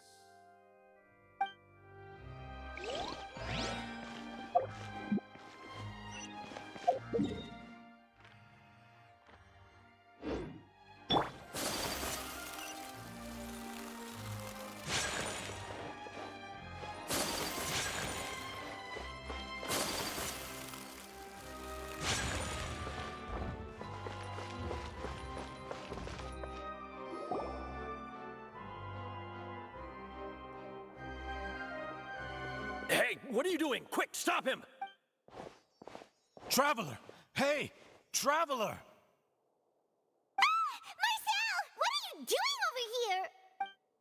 Stop resisting arrest! Cease, or we'll add another charge to the list. No, wait! I just want to ask the Traveler something. I'm not looking to run away. Please, just let me ask this one small thing. Go on. Thank you. Thank you. I was being led away when I finally realized something. Where did you first hear the name Vacher? I erased all records of that name. So, unless... Are you still trying to prove your innocence? Give it up. You've already been convicted. Really? You did? You're sure? You met her? But how could that be? How did you manage to do it? The Fountain of Lucine? Then she's been so close to me all along. And I just never... Please give me a chance to talk to her again. Just let the Traveler take me to the fountain to see her one last time. This is the last request I'll ever make in my life. You can do whatever you want to me afterwards. I don't care. What? Give an inch and you want to take a mile? Do you think serial killers get to make requests like that? Paimon agrees. Why should we give him what he wants when he's only done a ton of super terrible things? This request, is it worth as much to you as your life? Of course! Wait, no. It's worth even more than my life. Humans. Will they betray the instinct to live just to satisfy spiritual needs? Very well. I will grant your request. Your Honor, I fear that... I will go with him. You do not need to worry about any escape. In that case, I shall leave him in your most capable hands, Chief Justice. Thank you, Your Honor.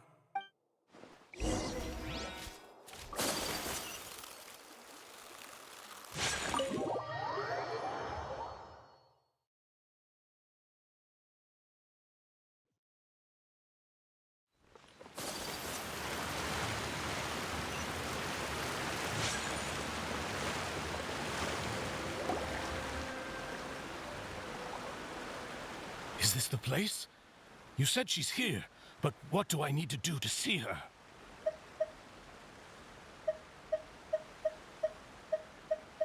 Yeah, and even Paimon could hear her after drinking that thing. Didn't you just drink a lot of it on the stage as well? Oh, in that case... Vacher! Ah! Yes, that's it! So you heard it too! Vignier, it's me! It's me, Vacher! Vacher?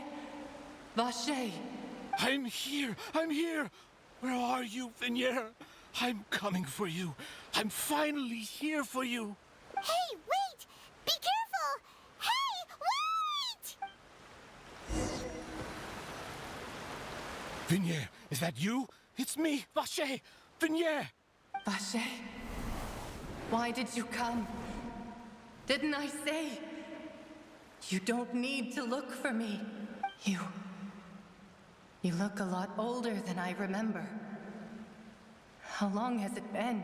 It's been more than 20 years. I've suffered for over 20 years since the day you left. All this time, only the thought of bringing you back has kept me alive. Nothing else mattered to me. I must be dreaming. Who would have thought I'd get the chance to tell you all of my feelings like this? Vignere, you are my everything. I really don't know how I could live without you. But Vache, if you ask me, this world would be better off without you. What are you saying? If not for you, I would have finished my law degree and probably become a top-tier attorney one day. If not for you, I would have continued to pursue my love of the arts, and my works would have been displayed in the Palais Mermonia itself. If not for you, I would at least have been able to take care of my mother. And she would not have grown old and died alone, with nothing but the tears on her cheeks. It's all because of your selfishness, Vache. It's all because of you. You... Wait, you are not Vignere. Who are you? You're right. I am not Vignere. I am the sacrifices. Every woman who died by your hand, as our bodies dissolved, our consciousnesses flowed back to the primordial sea. Our thoughts circulated endlessly within the primordial sea, and we were no longer individuals, but we became one, just as streams of water come together in the sea. I'm Cressy. I'm Lemony. I'm Azine. The only one I am not is Vignere. Why? But then, where is Vignere? She doesn't want to see you anymore. Every tendril of her consciousness is avoiding you. This is what you get for your selfishness. Your selfishness robbed us of our lives and our futures. You said time and time again that you'd do any and everything for her. But did you ever consider whether she'd want to see you do the things that you did? If she would despise you for what you became? You are a liar, a heartless murderer, and a cowardly narcissist. The only thing you are not is Vignere's beloved. From the moment your first victim died and her consciousness merged with Vignere's, she has had nothing but pure hatred for you.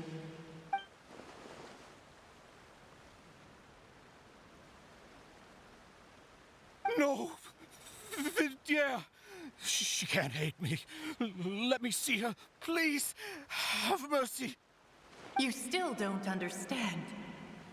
When I said don't look for me, that came from the real Vignere. She really doesn't want to see you anymore. But on top of that, she also said that because it's her final drop of pity for you. She said that because she knew that if you did come here, we will show no mercy to you. Vache. Vache? Vache? Vache? Vache? Vache? Vache? Drown.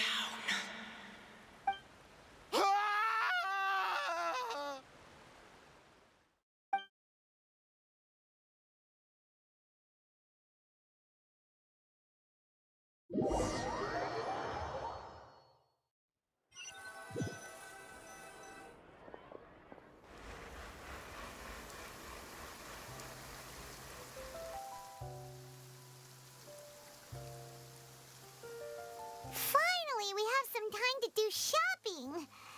Gosh, it's really been a long time since we've been able to relax. Ah, well met, partner.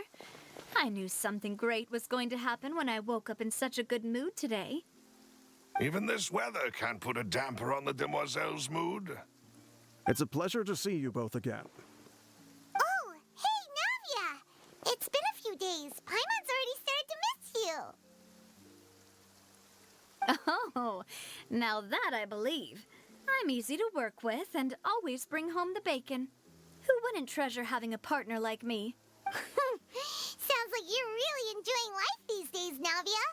What have you been busy with since the trial? It's just been one thing after the other. I've been making non-stop trips between Poisson and the courts in Sen. Everyone from Spina di Rosula organized a memorial for my father. We never held a memorial when he first died, since everyone knew that even if we held one back then, no one was going to come. This time, though, everyone in Poisson, and even many people from the court, all attended. So his name's definitely been cleared now. That's what we like to hear. It's been the dearest wish of Demoiselle all along. That blasted stubborn fool. I was right to put my faith in him. I'm so glad I didn't give up on the case all those years ago. Oh, by the way, I ran into Charlotte just after I left the memorial service. Well, maybe it'd be more accurate to say I knew she would be there, and there was no way she'd just let me go. Huh? So you know Charlotte too? The Charlotte? Journalist from the Steambird? Yeah, way back when I first became the president of the Spina di Rosula, she was all over me. Wouldn't take no for an answer. I believe the story was called The True Heart of Darkness, Secret Tales of the Yellow Rose. To be fair, though, it was a really flattering feature. So, we've been on pretty good terms ever since. She was trying to lean on our friendship to get me to do an exclusive piece on the serial disappearances case. Oh yeah, she told us about that. She's always been super interested in that case, so now her wish has finally come true too. Anyway, I told her to make sure that when she writes about you guys entering the opera house with the critical evidence, that you both sound really cool. Now that's another thing to look forward to. We trust Charlotte's skills with a pen for sure. Oh, and in other news, I also took Clarande out for a meal. Oh, are you two on better terms now? While you were investigating Vaché's headquarters, Clarande gave testimony on my father's behalf. It was thanks to her that we were able to turn the tide. I wanted to thank her. I mean, there's also no point in being awkward all the time, so we took the chance to reconcile with each other. Oh, that's great. Paimon also thought Clarande wasn't actually a bad person. It's always good to have more friends. Anyway, now that the case has finally been solved, perhaps it will slowly begin to fade from the public consciousness. Oh, actually, there's still one last thing I need to do. What is it? I should pay a visit to my father's grave and tell him the truth of what happened, as well as how it all ended. And on top of that, just how much people still look up to him to this day. That includes me, too. Miss Navia. Indeed. We want to go too. We also think Callus is a really admirable person. Sure thing. I'd like you two to share the moment with me. After all, without you, there might not have been such a positive ending. And in that case, everyone, let's be off. Considering the recent weather, we'll be lucky if we can reach Poisson before dark. Yeah, you're right. It's been raining non-stop for a few days now.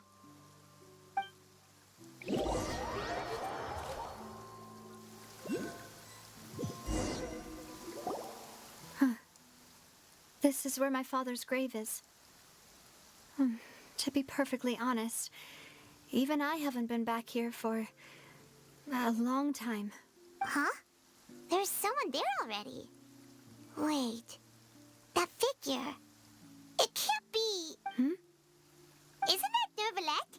Why would the Chief Justice be here? Huh? Navia? My apologies. I should have asked before coming to pay my respects. Don't say that. Sorry about that. Oh, I was trying to say there's no need for you to apologize. I wanted to show my father how much I've grown.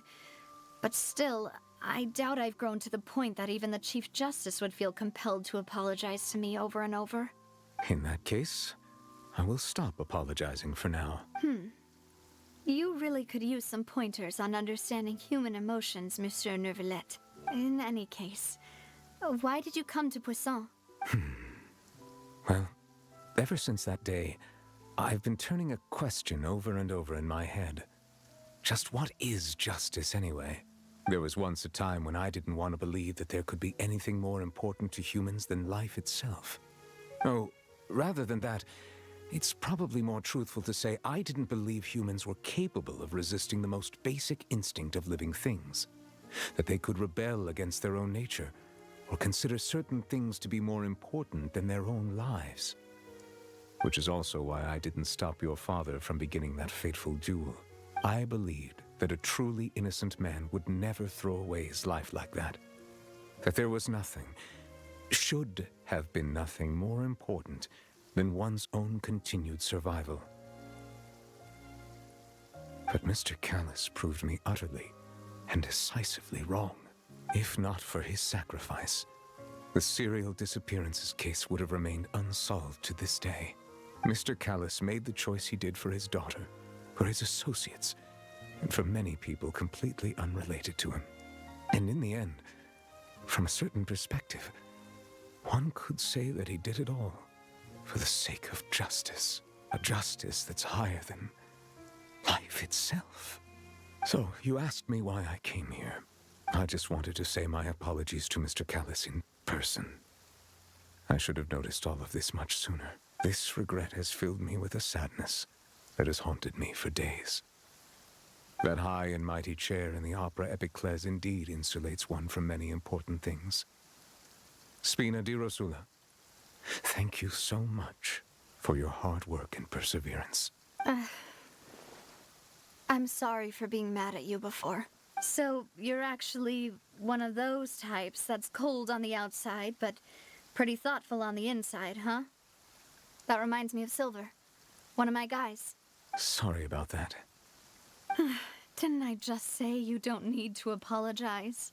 Ah, so Navia and Neuvillette seem to have made their peace as well.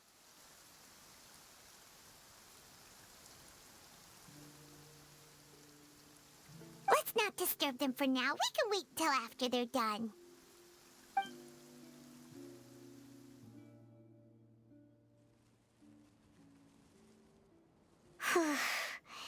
Paimon's never paid respects at someone's grave before. Did Paimon do anything rude there? Huh? Oh, Paimon didn't know that was a thing.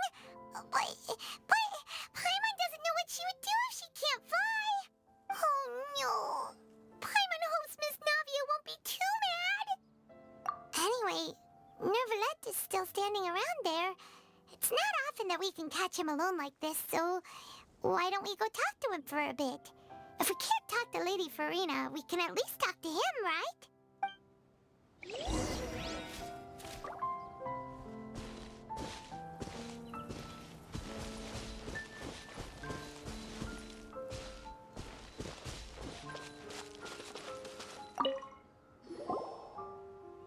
Oh, it's you two.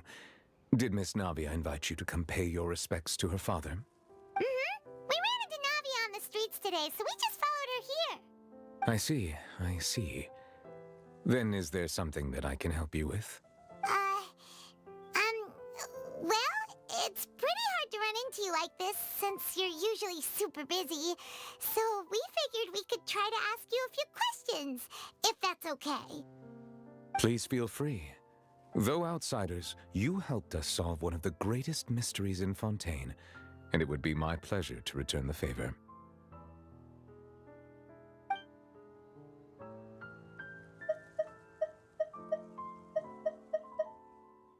That the sea levels will rise and everyone will be dissolved in water, leaving Farina crying alone on her throne, but the sins of the people will be finally washed away for good. Does that appropriately summarize the version you've heard? That's right! It was Lenny that told us back then. And that about covers all the main points. Yes, up to the present, I think we reached a point where we have no choice but to confront this prophecy directly. Rumors have it that this prophecy is rooted in the last words the former Hydro Archon left to the world before she passed away. A prophecy? Of the former Hydro Archon? Wow. This is the first time that we've ever heard of it. 2 parts of the prophecy have already proven correct. The rising sea levels and the ability of the people of Fontaine to be dissolved. We should be more vigilant and stay on the watch for further signs. Speaking of the prophecy, Farina has also always taken it quite seriously. Indeed, she has been collecting information and intelligence from across Tevat for this purpose. If the rumors were true, then perhaps this prophecy is the conundrum left to Farina by her predecessor. But with Farina being the way she is, can we really trust her to solve it? Is there anything else you'd like to ask me about?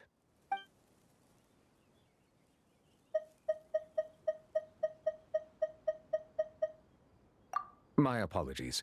My investigation has still not reached its conclusion.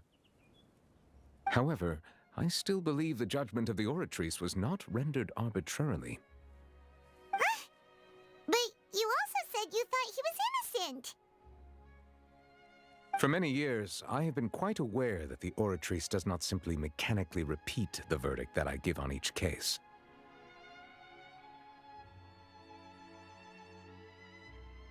As a divinely created mechanism, the people's unified faith in the concept of justice is integrated into it.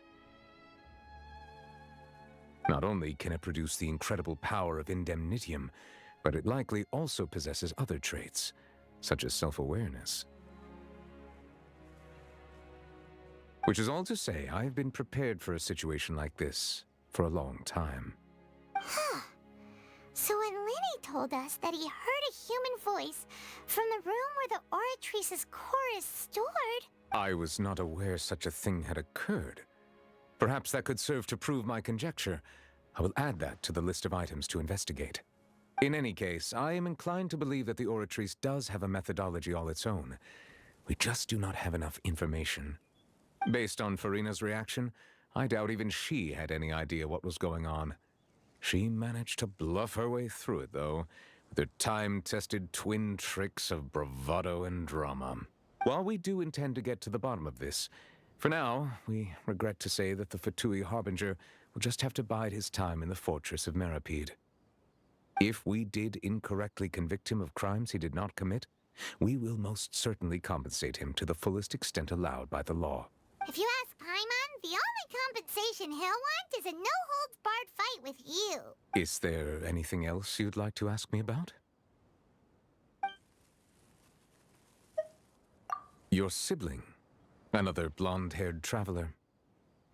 I'm sorry, but I've never seen anyone who matches that description. If she ever stepped foot in Fontaine, I'm sure she followed our laws to the letter, and had no reason to appear on the stage of the opera Epiclese. Is there anything else you'd like to ask me about? So, at court, the bad guys referred to that special water as water from the primordial sea, but what is it really? Truthfully, that name is already quite accurate. I can only surmise that Vacher and his ilk only learned of its nature and existence after extensive research. There used to be a special sea on the surface of this planet. The nature of its seawater was rather different from that of the sea we know today. Most of Tevat's life forms were first born in that special sea. You could say it nurtured much of the life on this planet. Huh. So it really was where everything began. It makes sense to call it primordial then. But today, the primordial sea no longer exists on the planet's surface. What Vacher discovered must have been some kind of special case, or a remnant from a truly ancient age. Huh. So that's how it is. Oh, you really know everything, Monsieur Neuvillette. But if that's the case, then why would people, at least people from Fontaine, dissolve in that kind of water? Indeed. Why would the primordial sea, which was known to engender and nurture life, suddenly reverse itself and devour life instead? To be frank, that also doesn't match my understanding of this world and its laws. There must still be some unknown secrets around the people of this land. Is there anything else you'd like to ask me about? Very well. It was my honor to provide you with what answers I could. I very much enjoyed conversing with you. It will soon be time for me to leave this blissful tranquility behind and return to Palais Memornia. You really are super super busy, Monsieur Neuvillette. Paimon thought you only came here to pay your respects today because you had the day off. Crime and villainy do not have the day off, and so justice must work around the clock as well. This is merely the nature of a justice's work. All right. You've got a point. Huh? Paimon just noticed that the rain has stopped.